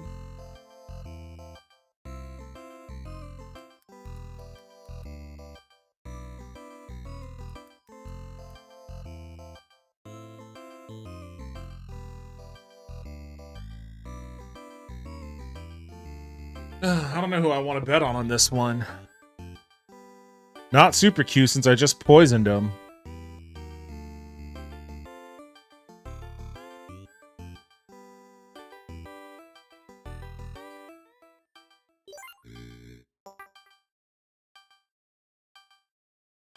What is this? Oh, Loan Shark.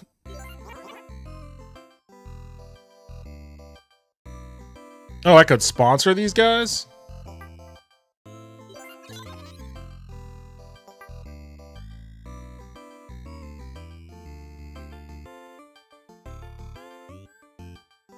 I put 20K on Domino. Damn, you got a good feeling about Domino, huh? You know what? I'll keep my bet. I was thinking about switching to wild card, but if you've got that good of a feeling about Domino, I'm gonna go with it. I'm gonna stick with Domino. Damn, that's a hefty. I just need to win my channel points back. I'm down bad. Wait, how many channel points did you? How many channel points did you lose? 18K so far?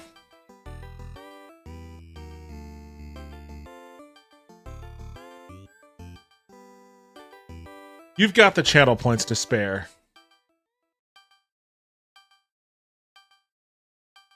Alright, 20 seconds left. Oh, hey Galby, how you doing?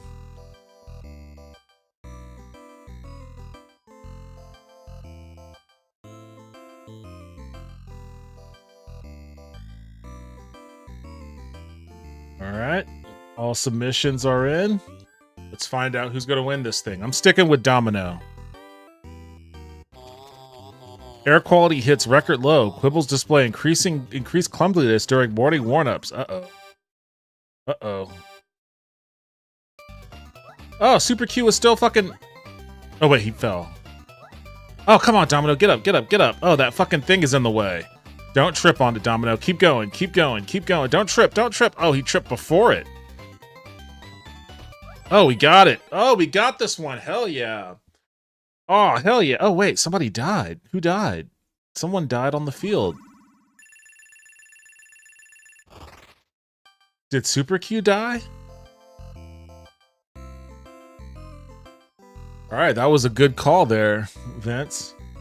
Oh shit, Carlos Beltran and Andrew Jones got elected to the Baseball Hall of Fame.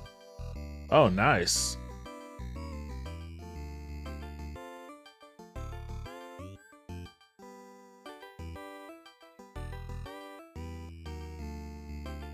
I didn't even realize. How long has Beltran been playing? I'm only familiar with his name from like the Astros more recent World Series run.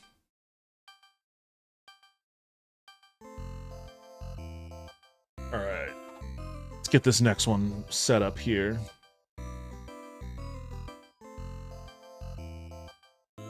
Prickles. The fuck is Prickles? Cheetah. Or Gunther.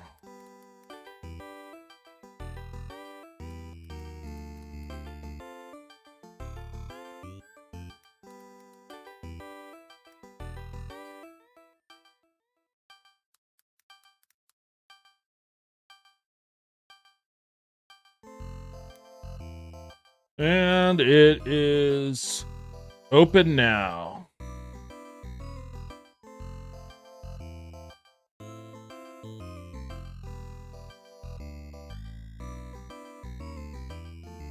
How do I bet? You should see a banner on the top of your Twitch chat that you can click on or tap on if you're watching mobile.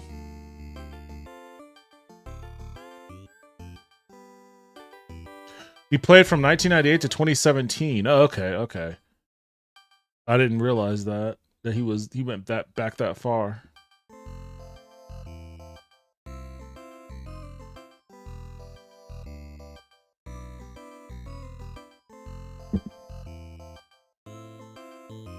All right, we got one. I guess we got one on Cheetah. I don't know what I want to do. Prickles has won all of his races. Cheetah's 1 out of 4. Gunther is 0 out of 4.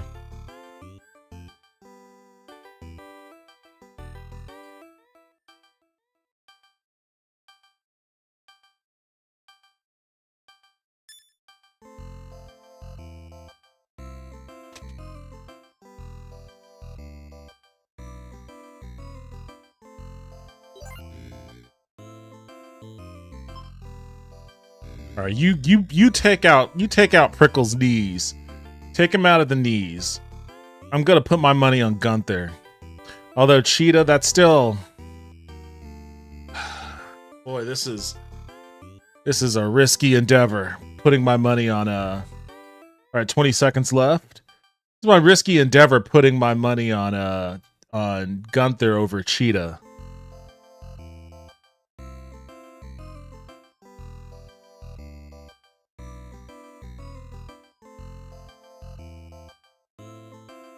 I think the first player from Curacao now to be in the Hall of Famer. Oh, nice.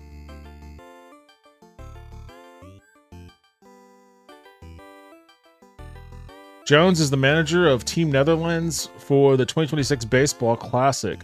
Curacao is a Netherlands territory in the Caribbean. Oh, I'm familiar with Curacao. All right, and it looks like the predictions are closed. All right, let's see what happens. Let's see if my risky gambit on Gunther is going to pay off. Prickles is limping this morning. Officials say it was from a training injury. Gunther looks larger today. Officials say a new diet is the most likely cause. Oh shit, Gunther. Are you secretly juicing and I didn't know about it? Oh shit, Cheetah's... Oh wait, he tripped. Come on, you can catch up. You can catch up. No! Cheetah's gonna win. Cheetah's gonna win.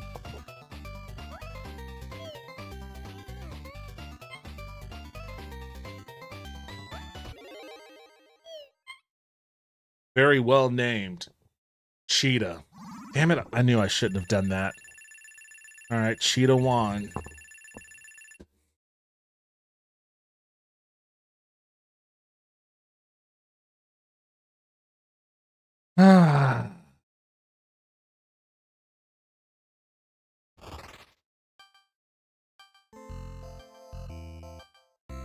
I'm sticking with Gunther.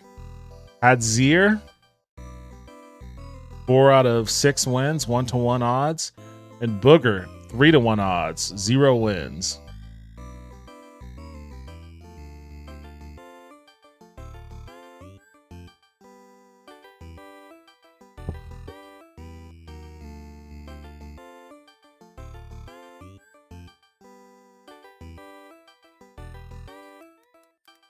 Gunther, Adzir, or Booger.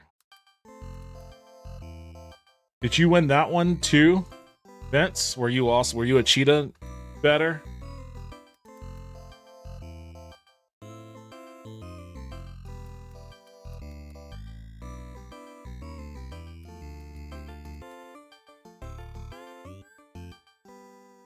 All right, the predictions are open.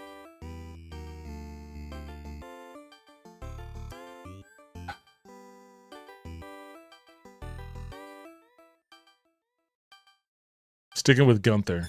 I'm sticking with Gunther. But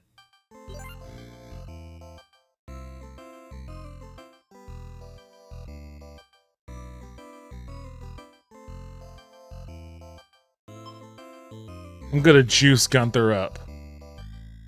I don't know if that's a smart move, but I'm gonna do it.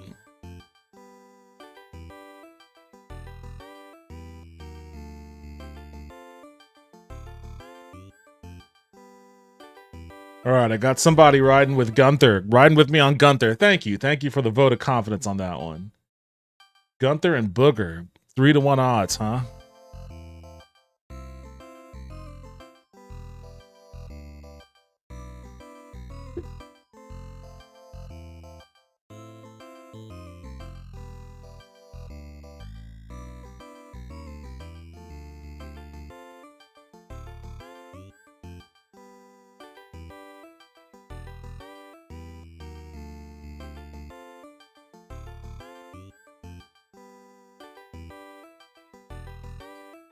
Got these little Japanese M&Ms.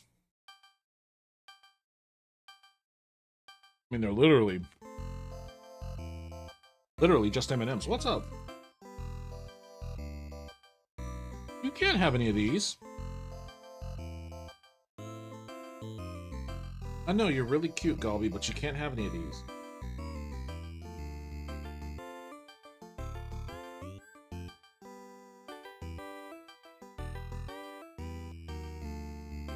All right. We got one on Gunther and one on Booger. Gunther looks larger today. Booger is limping. Oh no, Booger voter. That's not good. Oh, some shit's in your way too. Oh, god damn you, Gunther. I'm not voting on this guy anymore. He's just such a clumsy son of a bitch.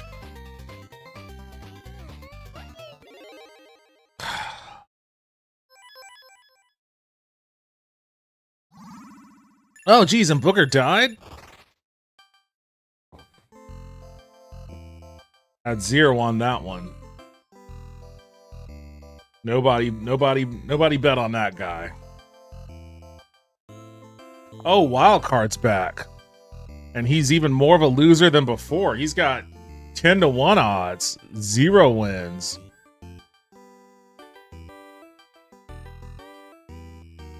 I'm betting Wild Card. I'm going all in on Wild Card.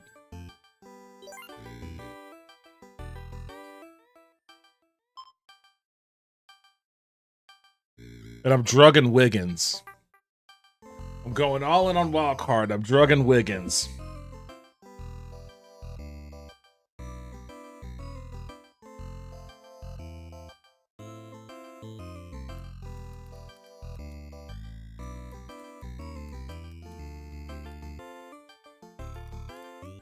Lightning? That's not even how you spell that.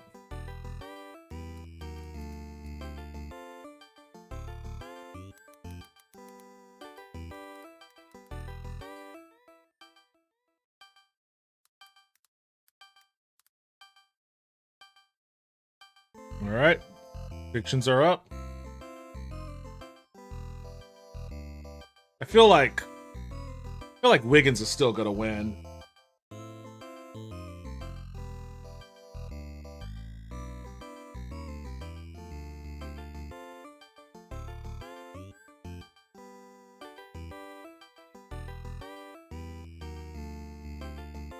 These aren't kitty treats.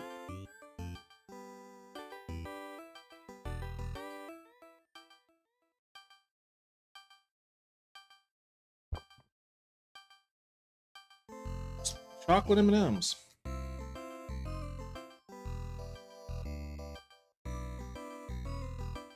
Oh, wait, I fucked up. Hold on a second, I messed up.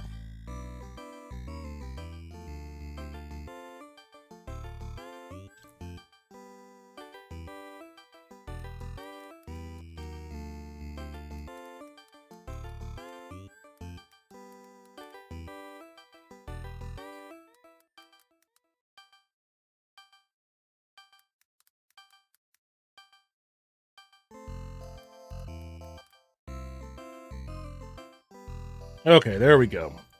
Predictions are back up, this time with proper spellings.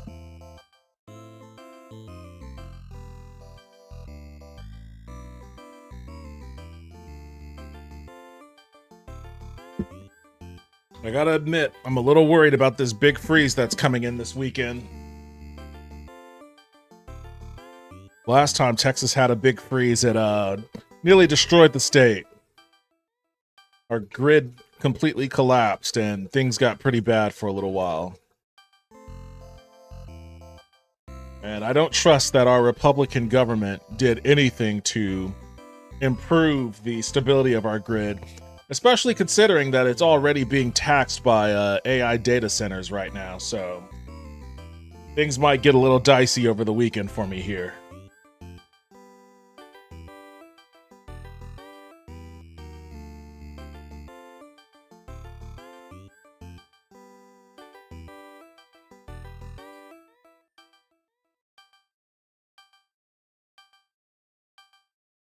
It should also be pretty brutal in St. Louis. I hope you're prepared for that, Vince.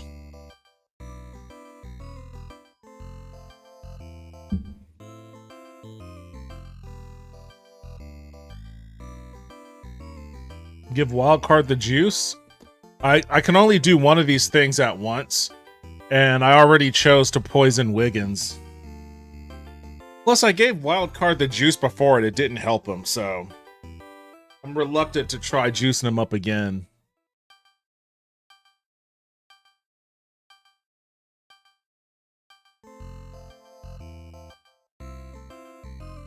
Alright. And the prediction markets are closed. Let's see what happens. Wildcard is limping this morning. Oh no. Oh no.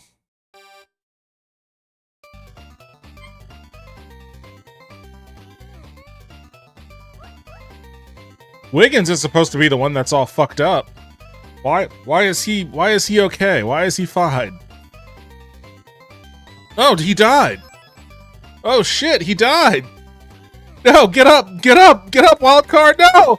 Wildcard, get up! You could do this! Oh! He just barely won. After Wiggins perished on the track. Oh, that was the last race of the season, too.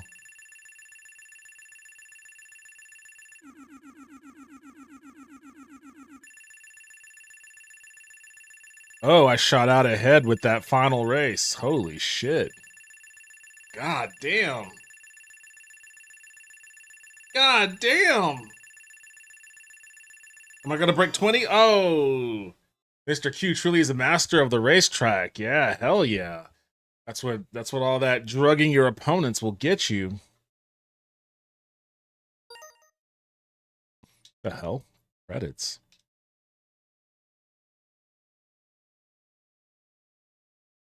Alright, let me close this out.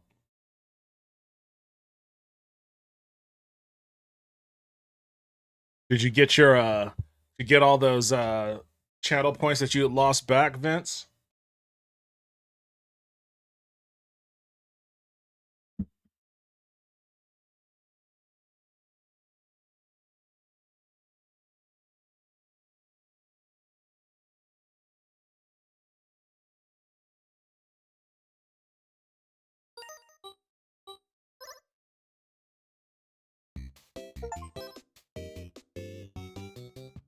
Obtain your first cherry disc. I don't even know what the fuck that means.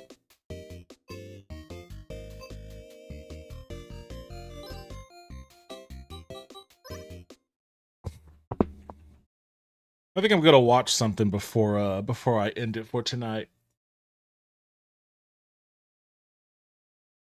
Didn't realize Jeff Kent got elected to the Baseball Hall last month in the Contemporary Era Committee voting.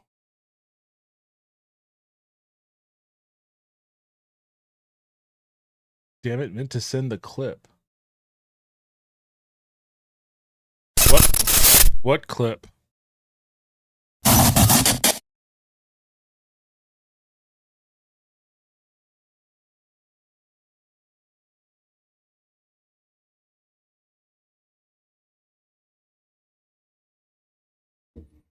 I am interested in this video, so I am actually going to watch this.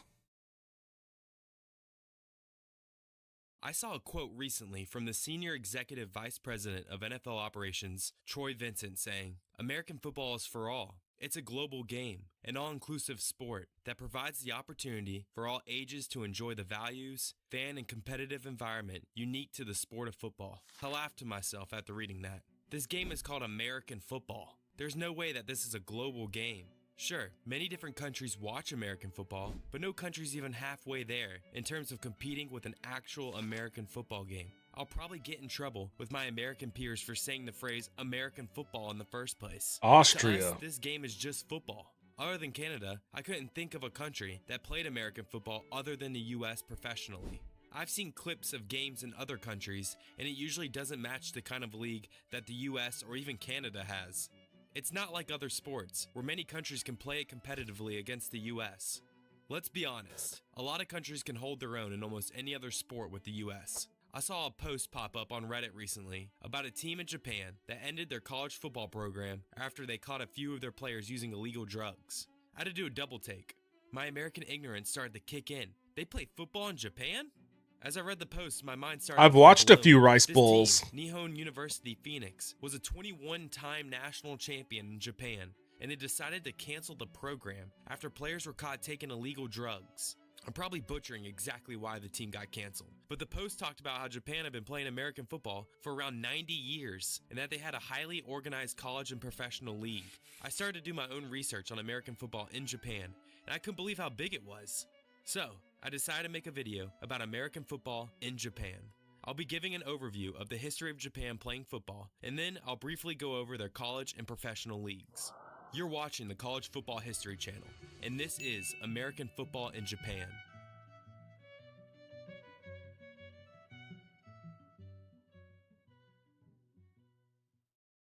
Before we begin the video, I wanted to share that as of my last video, around 99% of my viewers They play are not football all over the subscribed to globe? channel. Oh, yeah, for Gaining sure. Organic subscribers. But it's just a matter, it's like, they play it all over the globe, but like the real questions are, one, how seriously do they take it when they play it? And two, can they play at a level that can compete with the US? And for basketball and baseball, of course, yes, they generally speaking can. It's a little harder for basketball than it is for baseball because of like the physical dimensions required. You know, you don't really have too many people like Wemby outside of like the Western sphere, but you can still get a lot of talented ball players pretty much anywhere in the world. Football is significantly more physically demanding, so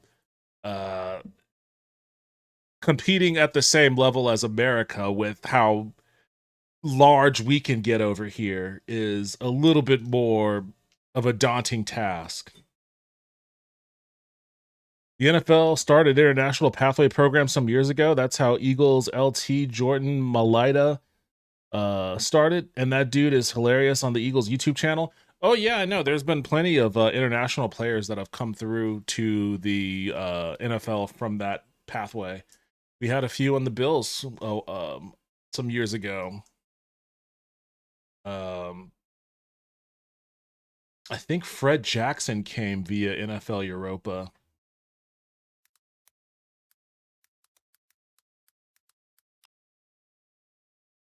And maybe Jabron Hamden too. Yeah. He was in NFL Europe. And then he came to the Bills by way of NFL Europe. I don't know about Jabron Hamden actually.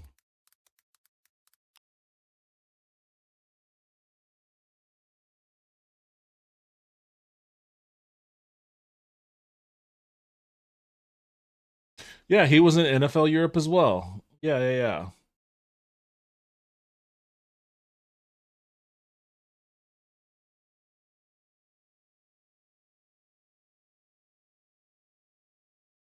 Didn't Fred Jackson go to Co College? I think that's how Marv Levy found him. Yeah, he went to Co College.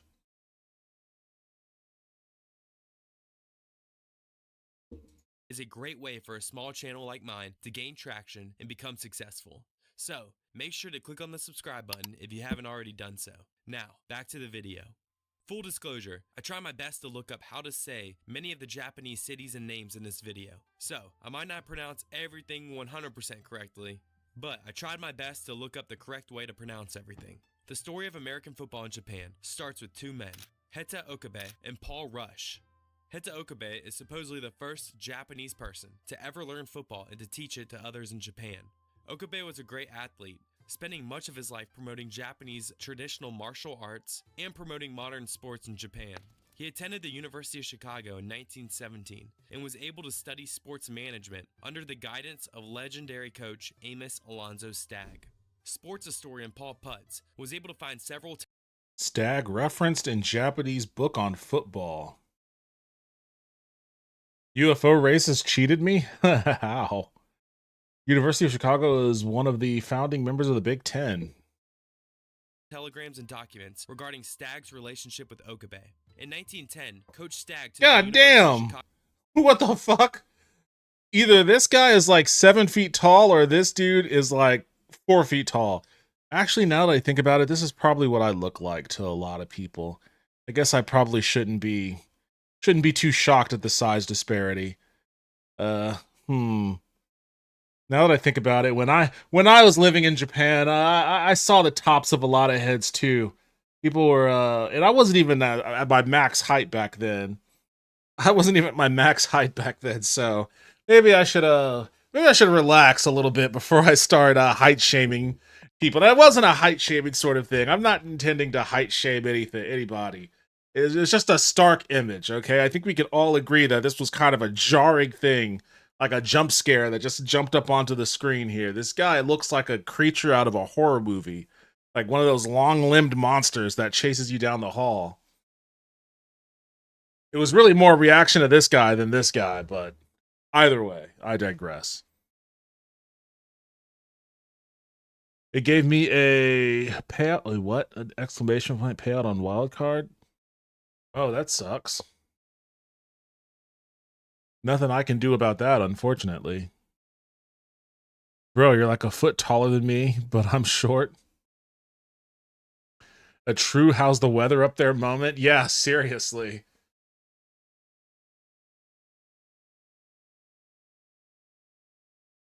Predictions are based on what everyone does. Chicago's baseball team to Japan, which was very out of the ordinary for the times. He would end up taking the team to Japan in 1915, 1920, and 1925 as well. One of the people Stagg met on these trips was none other than Heta Okabe. These two would become friends who would correspond with each other even after Okabe moved back to Japan. Okabe would return to Japan in 1920 and began teaching. Not to be a stickler, but I think it's probably pronounced Okabe rather than Okabe. But he said he was doing his best to pronounce the words, so cutting him a little bit of slack. But I think it is Okabe. Football to four-year students at the Tokyo Normal School and the college students at Tokyo Higher Normal School. He believed that football was one of the purest ways to develop character in young men. He was credited for writing Japan's first guidebook on American football in 1925, explaining what football was and how it was played in a report called The Sports of the World. Though Okabe is credited with introducing the game to Japan, it wasn't able to gain much traction until another person came along, Paul Rush, who's known today as the father of Japan's American football. Rush was born in Indiana and grew up in Louisville, Kentucky. He ended up joining the Army and fought in World War I. After the war, Rush World War joined the I. International YMCA staff, who sent him to Japan in 1925 to help. Wait, hold on, what'd that say? Rush joined the International YMCA staff. After a failed business venture in Louisville, Rush made his way to Japan to help the YMCA recover from the Great Kanto earthquake. He confided in his friend, the artist Marion Maxon, that leaving Kentucky for Asia was a lonely prospect. I can imagine. Who sent him to Japan in 1925 to help them deal with the destruction from the Kanto earthquake on the island of Honshu.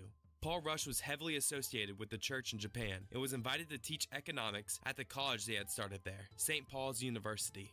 After spending time in Japan, Rush started to miss home, and one night in 1934, he got together with a group of his friends and they decided that they were going to teach football to university students in Japan. That night, they formed the Intercollegiate Football League in Japan. The league consisted of Americans who worked at Waseda, Keio, and St. Paul's universities. Other Americans and Englishmen who played football and rugby back home that lived in Japan participated in the league as well. Their first game was played at the Meiji Shrine Stadium in Tokyo on November 29, 1934, with a team formed from players of Meiji, Waseda, and St. Paul's universities against the Yokohama Athletic and Country Club squad, or the YACC. The game was broadcasted over the National Japanese Sports Radio Network. Rush was even able to get a band to perform at halftime for the game, where they performed the national anthems for the US, the UK, and Japan. They ended up drawing in a crowd of anywhere from 15 to 20,000 people who were curious as to what the Americans were playing. With the band, that's honestly, that's a bigger crowd than a lot of like USFL and XFL games and shit get. I don't even know if those little leagues are still around anymore or not, but I think they would kill to draw a crowd of 15 to 20,000. So that's not too shabby for the 1940s or 50s or whenever this was. Brutality of football at the time and the large crowd, the Japanese viewers were immediately intrigued by the game. One Japanese writer wrote, "The game took to them from the start. The YACC would win the game 37-7, marking the beginning of Intercollegiate Football League in Japan. They were able to get equipment, uniforms, and a rulebook together that was translated in Japanese. In 1935, an all-collegiate Japan team was formed, consisting of top players from the colleges playing football. They attempted to play American teams in order to build relations with each other. Leading up to World War II, things were tense between Japan and the U.S. In the spring of 1935, 2 all-star teams from the Pacific Coast came to Japan to play exhibition games and teach Japan the game. Around a year later, the Japan League sent a team to California to play the Southern Flashy Japan All-Star Gritters play here tomorrow. Why they call them flashy? The first Japanese football team to invade the United States. Wait, what? Damn, why are they invading? I mean, I guess this must have been pre-World War II, but invade? And made up in the main positions, former Hawaii boys will perform in Honolulu tomorrow. The team known as the Japan College All-Stars, picked from the Tokyo Big Six Conference, plays Roosevelt High School at 2:45 tomorrow afternoon at the Honolulu Stadium. Okay. Oh, jeez.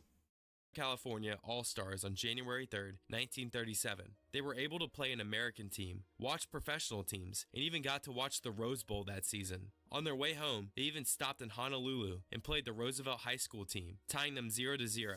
After the success of this trip, other teams in Japan were formed, further growing the sport. In January 1938, Paul Rush helped establish the Japanese American Football Association, or the JAFA, as the first nationwide official body governing American football. That March, the JAFA set up their first East vs. West championship game between Japanese teams. It brought in a crowd of 25,000 people, and the East team beat the West 21-0.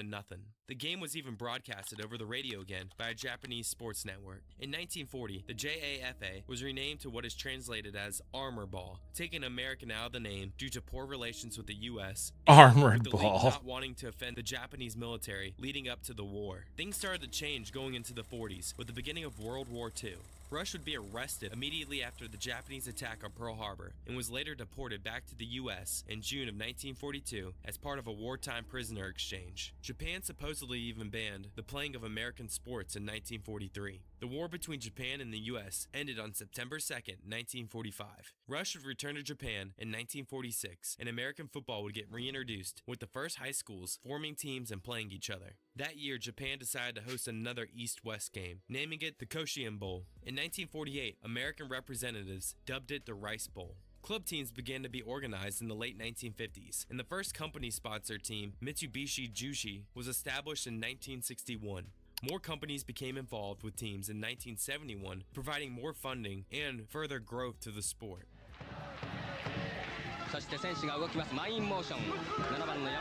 Toshiba versus Mitsubishi.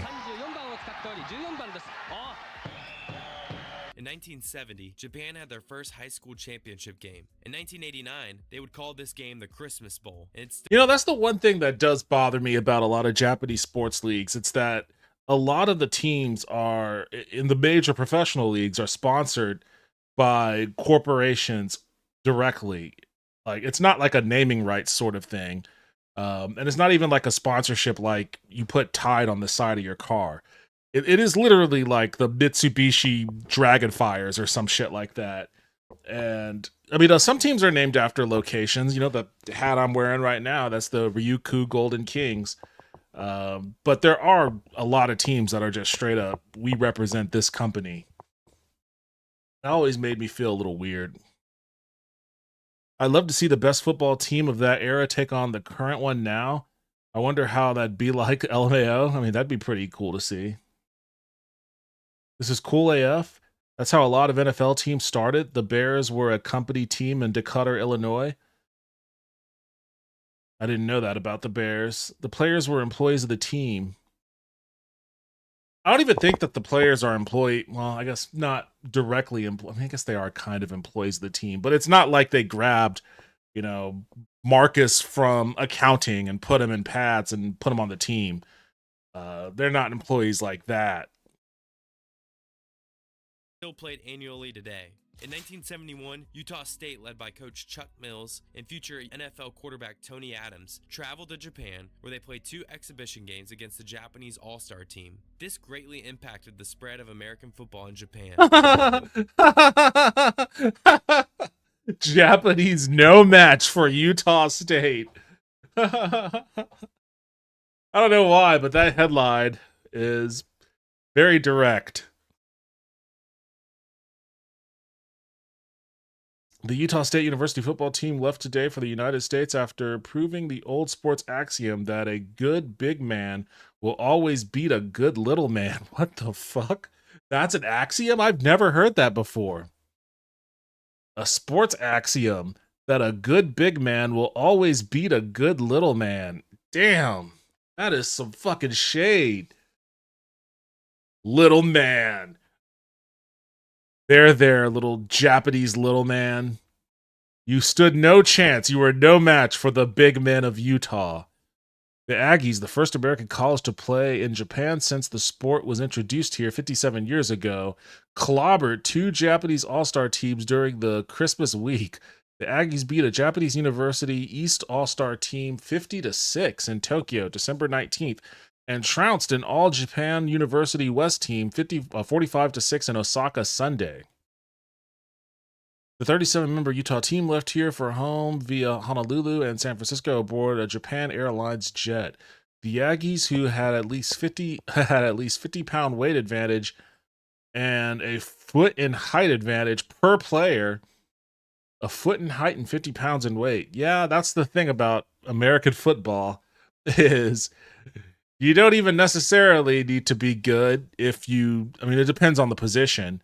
If you have that physical advantage. The 23-0 lead at half to dominate the Sunday's game. All Japan scored its only touchdown in the fourth quarter. 2 first downs on passes gave All Japan the ball on the Utah State 17-yard line. Quarterback Kijiro Hirose of Kwansei Gakuen tossed to Yasuo Shimura, also of I guess that gets cut off down there.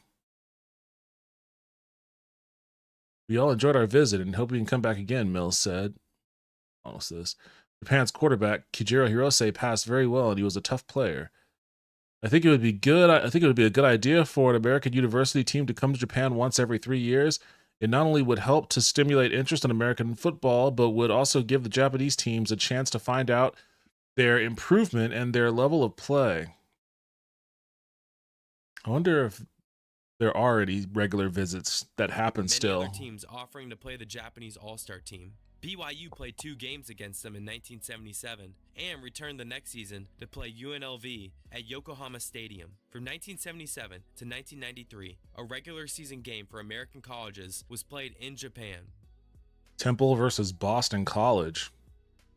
That must have been cool for them to see. In 1979, Notre Dame played Miami in Japan. This led to a video series made by Notre Dame starring Japanese TV star Sayuri Takashima, where they taught the fundamentals of football. The game played in Japan in 1988 was notable, with Oklahoma State beating Texas Tech 45-42. Oh, that's a good one. The Cowboys' own Barry Sanders had his last game of the regular season, and he would go on to win the Heisman Trophy while in Japan. And had that's cool. I didn't know that. To accept his trophy.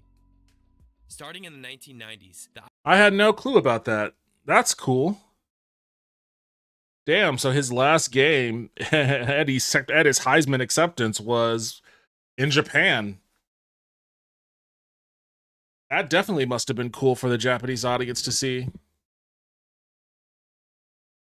Ivy League All-Star team has played a game coined the Dream Bowl against Japan, and it's still played even today, every January. In 1986, the NFL began the American Bowl as a preseason exhibition game to promote American football in foreign countries. Throughout this time, the NFL had more games in Japan than in any other country, not foreign countries. Throughout this time, 76, Tokyo. The Cardinals and the Chargers. And then, man, they've been doing this London shit since the fucking 80s. The NFL had more games in I think Roger Goodell actually came out recently and was like, I don't know if it was Roger Goodell, if it was Robert Kraft, or somebody came out and was like, we want every team to play at least one game overseas in the next season. And it's like, God damn, man, that sucks. That's going to suck for the players.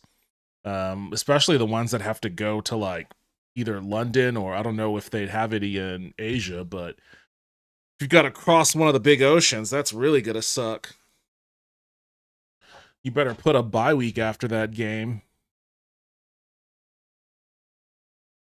Japan than in any other country. Oops, I missed one up there.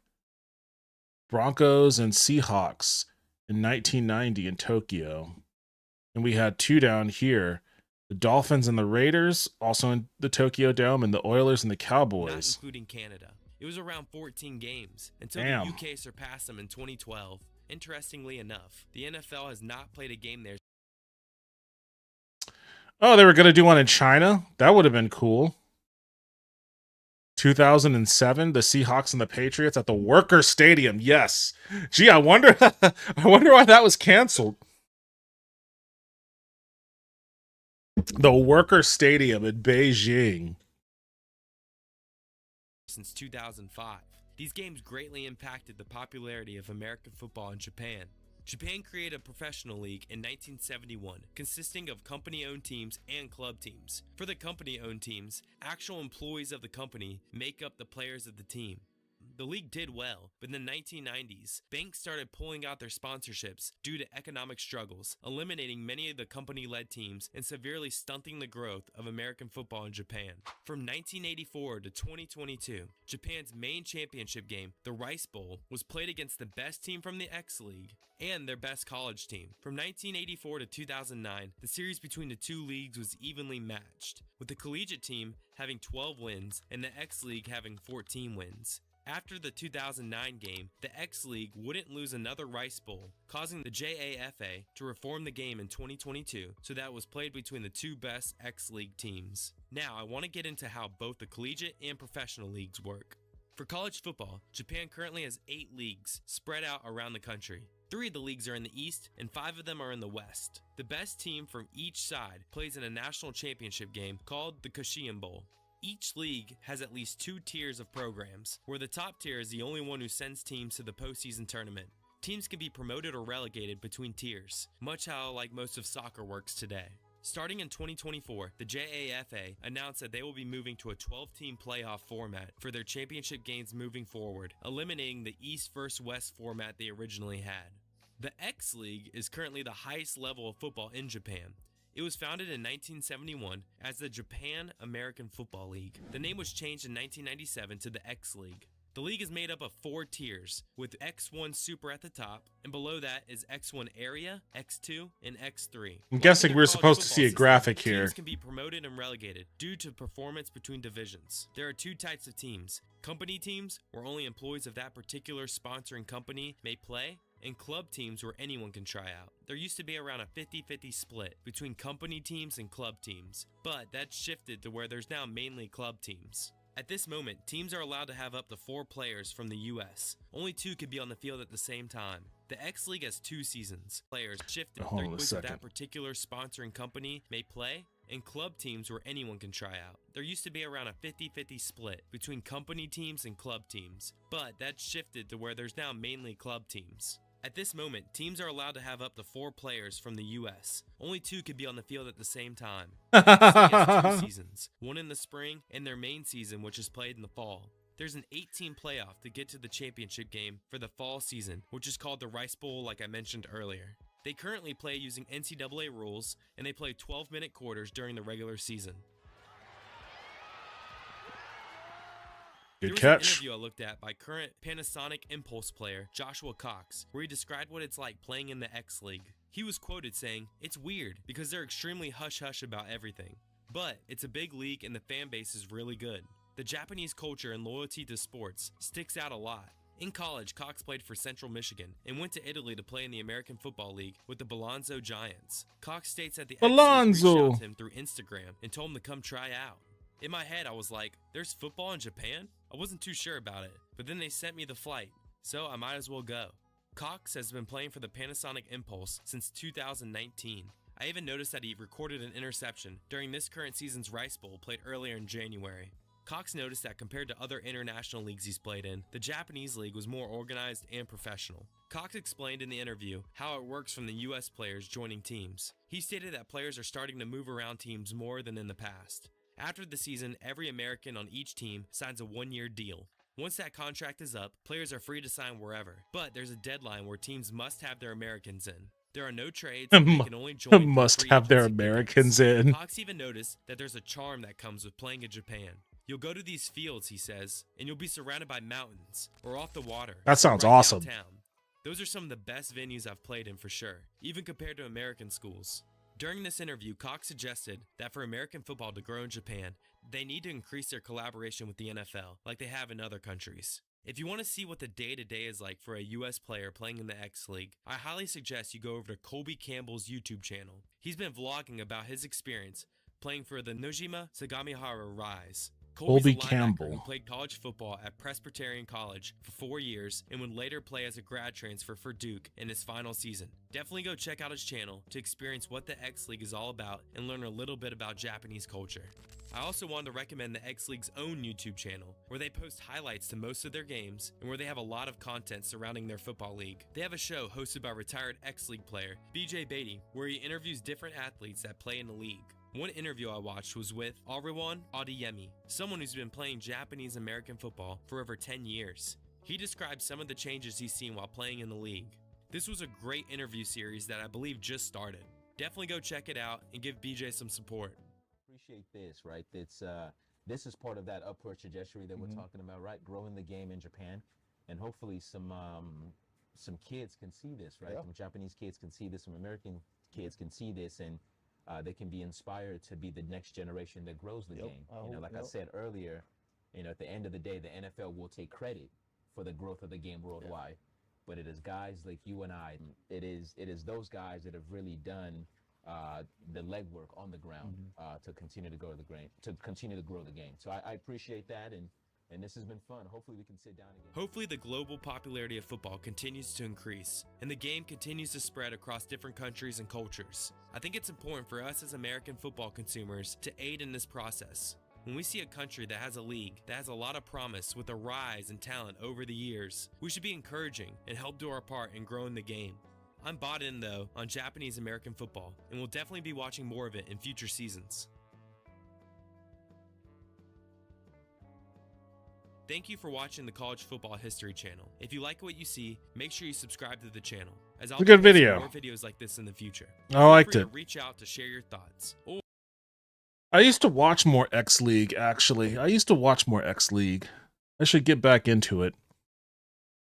I guess at some point I traded out X League for the B League, which is the Japanese basketball league. The CFL has a similar limit on non-Canadians. Presbyterian Blue Hose. What? Blue Hose? That's what they're called? Don't ask why I know that. I assume you know a lot of weird sports trivia, stuff like that. Give this video a like. I like that one.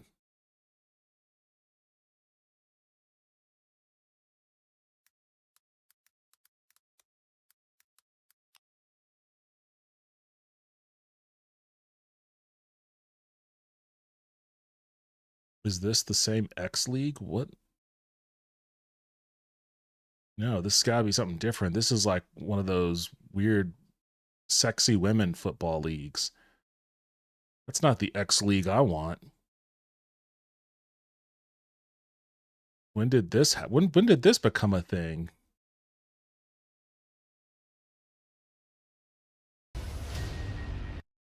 The Extreme Football League is the Tier 1 platform of women's football, introducing America's #1 sport to the women's sports landscape. The hell, when did this become a thing?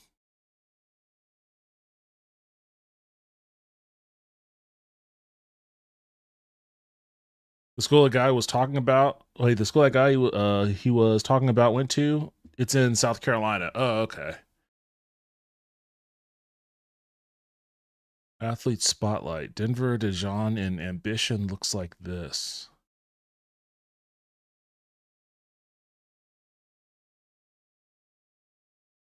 Let's take a look at some highlights. This isn't the X League I wanted to look at. Oh, this is an hour-long video. I'm not going to watch an hour-long video. They just don't have, like,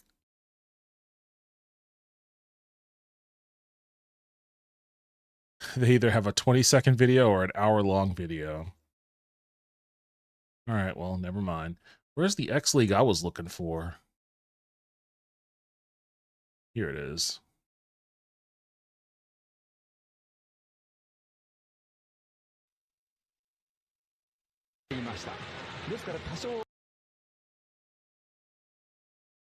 This is highlights from the Rice Bowl.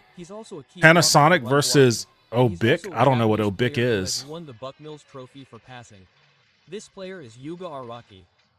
Oh, he didn't really aim for the tree, but instead went to the right side, where he played. Kua'awa. What is this Now commentary? he played Kua'awa, and then a shovel pass. Tatsakawa, Kawa, deflected it in. Deflected one defender, and from first to second, he made a 37-yard field goal. The kick was made. In the middle.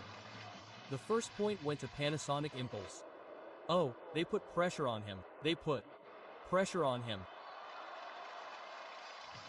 What is this reading? This is like weird. This is odd reading of this commentary here.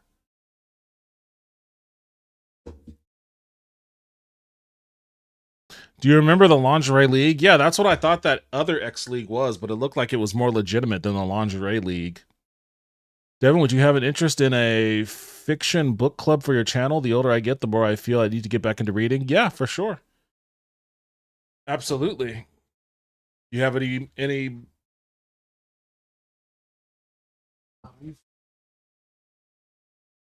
have any books in mind?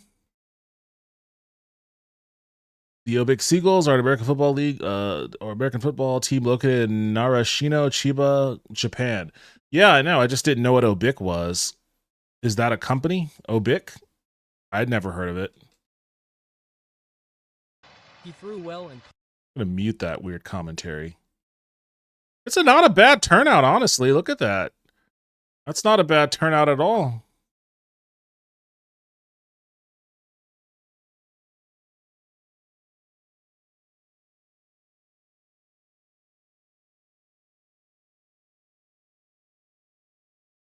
I wonder how...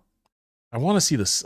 I bet if I went on the side, I could see. I want to see the stats on these players, like physically.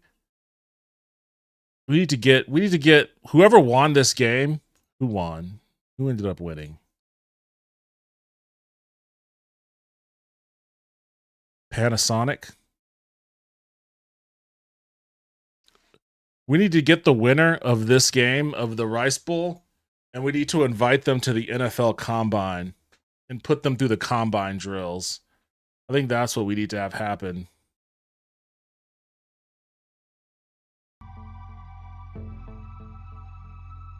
Obitco Ltd provides computer system integration, office automation, consultation, and system support services primarily for small and medium-sized companies. Okay. Gotcha.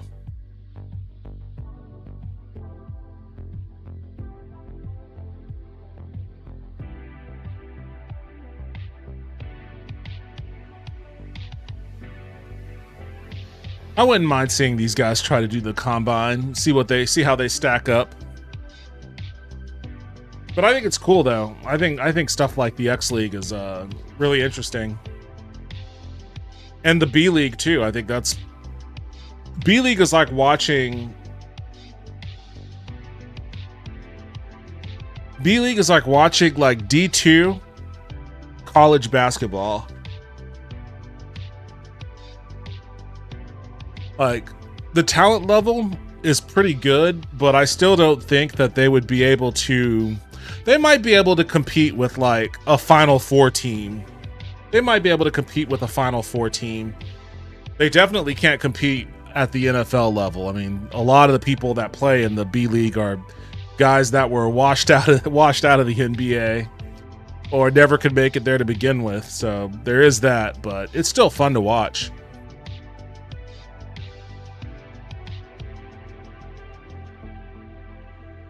But yeah, Genetic Memory Farms. Drop some book recommendations in the Discord. I was actually talking about, I posted something in the general about doing a book club stream. I'm not the best. I don't know. Maybe it won't be that bad. I don't think I'm the best in the world at like reading out loud, but I'd do it.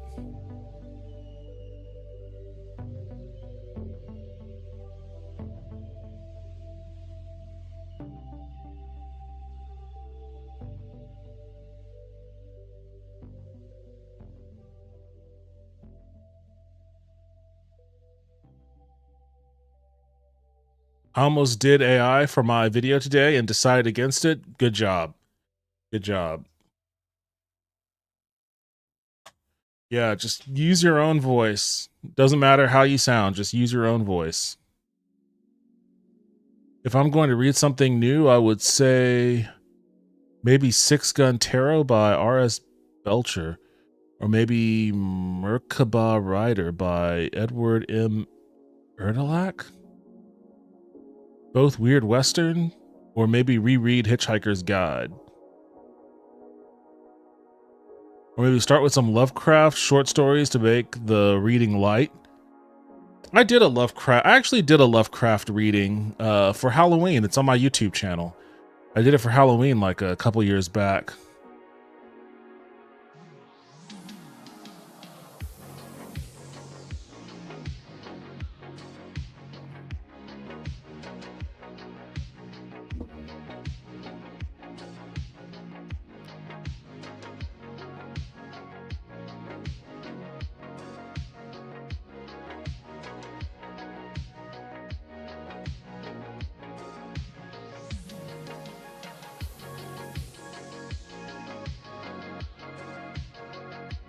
Buffy meets Deadwood in a dark, wildly imaginative historical fantasy. Nevada, 1869. Beyond the pitiless 40-mile desert lies Golgotha, a cattle town that hides more than its share of unnatural secrets. The sheriff bears the mark of the noose around his neck. Some say he is a dead man whose time has not yet come. His half-human deputy is kin to coyotes. The mayor guards a hoard of mythical treasures. What the fuck? A banker's wife belongs to a secret order of assassins, and a shady saloon owner whose fingers are at everyone's business may know more about the town's true origins than he's letting on. A haven for the blessed and the damned, Golgotha has known many strange events, but nothing like the primordial darkness stirring in the abandoned silver mine overlooking the town. Bleeding midnight and ancient evil spilling into the world, and unless the sheriff and his posse can saddle up in time, Golgotha will have seen its last dawn, and so will all of creation. That said a lot and also explained nothing. Just probably the best way to get a primer on a book. 3.7 out of 5. That's not 3.7. Well, I guess it is 3.7. It's not, I could see that little gray. It's not fully a 4-star.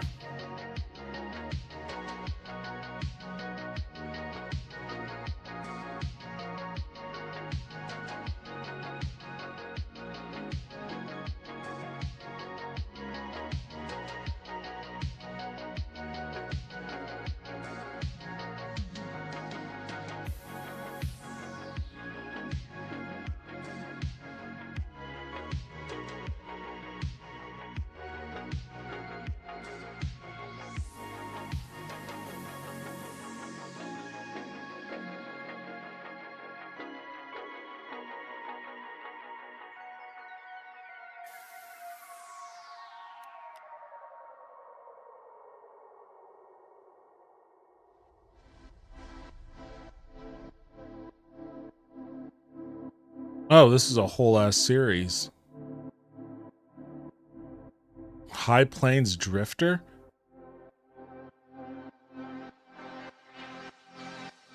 They just hijacked the name of that Eastwood movie? The Minch with No Name, The Glyphs Will Travel, Once Upon a Time in the Weird West.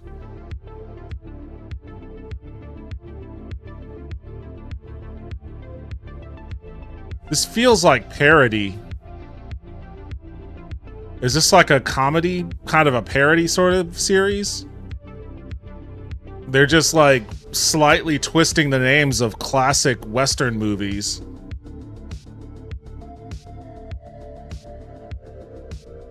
I don't watch anything if I recognize AI in it.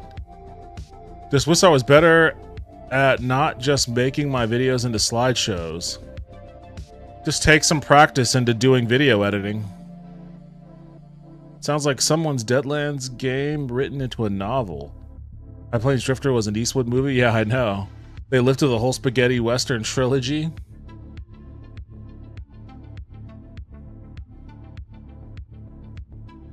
For years, Ryder, one of the last of an ancient Jewish order of astral travelers, has sought his renegade teacher, Adon, across a demon-haunted American West.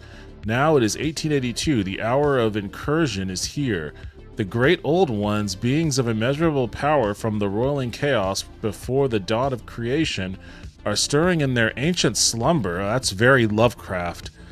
It is high noon for the entire universe. Seeking to rouse the old ones, Adon has gathered together the Creed, an army of fallen Hasidic mystics, and a host of dark allies, including, I'm not going to say that word, necromancers and an undead master gunslinger, Lilith, Queen of the Damned, and the Angel of Death himself. The Rider and Khabib, and a last bit to stop Adon, recruit their own band, including an unstoppable preacher, more steam engine than man, an alien entity. This is wacky. An alien entity from the dawn of time, a young witch, and an enigmatic Faustus Montague, an angelic being from another universe. But Lucifer, the master of hell, watches from his capital city, ready to commit his legions to the winning side. And he has an agent among the Rider's companions. Man, this is like, I don't know. This sounds like it would make for a really campy, sort of Buffy type CW show. But people love the shit out of it. 4.1, or 4.51 rather.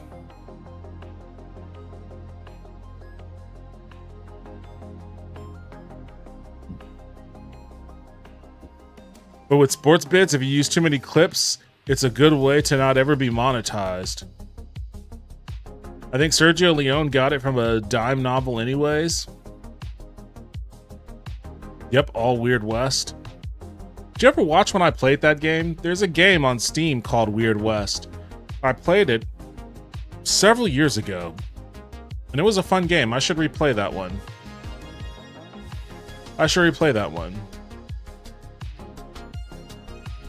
You know what?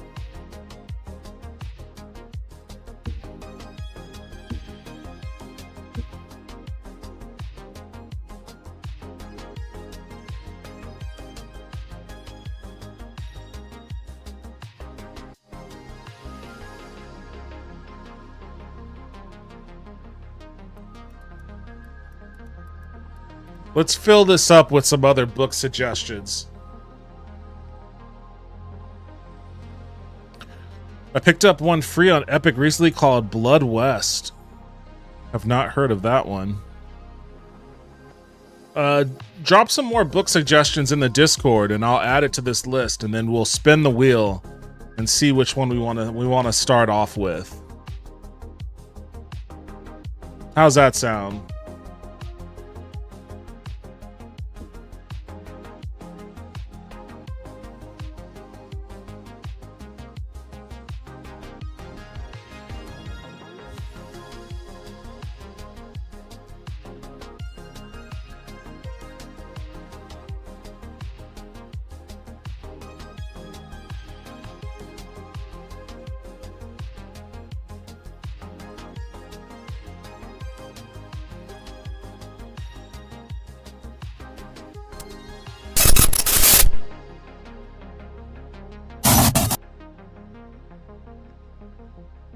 Why is the camera way off to the side like that?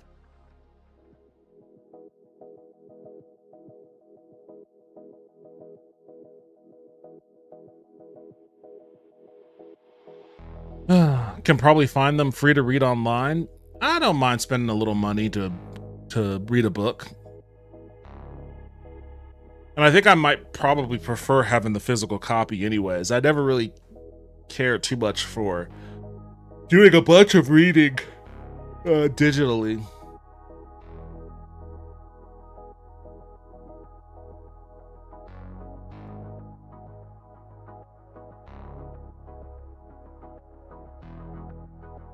All right, that's going to be it for me tonight.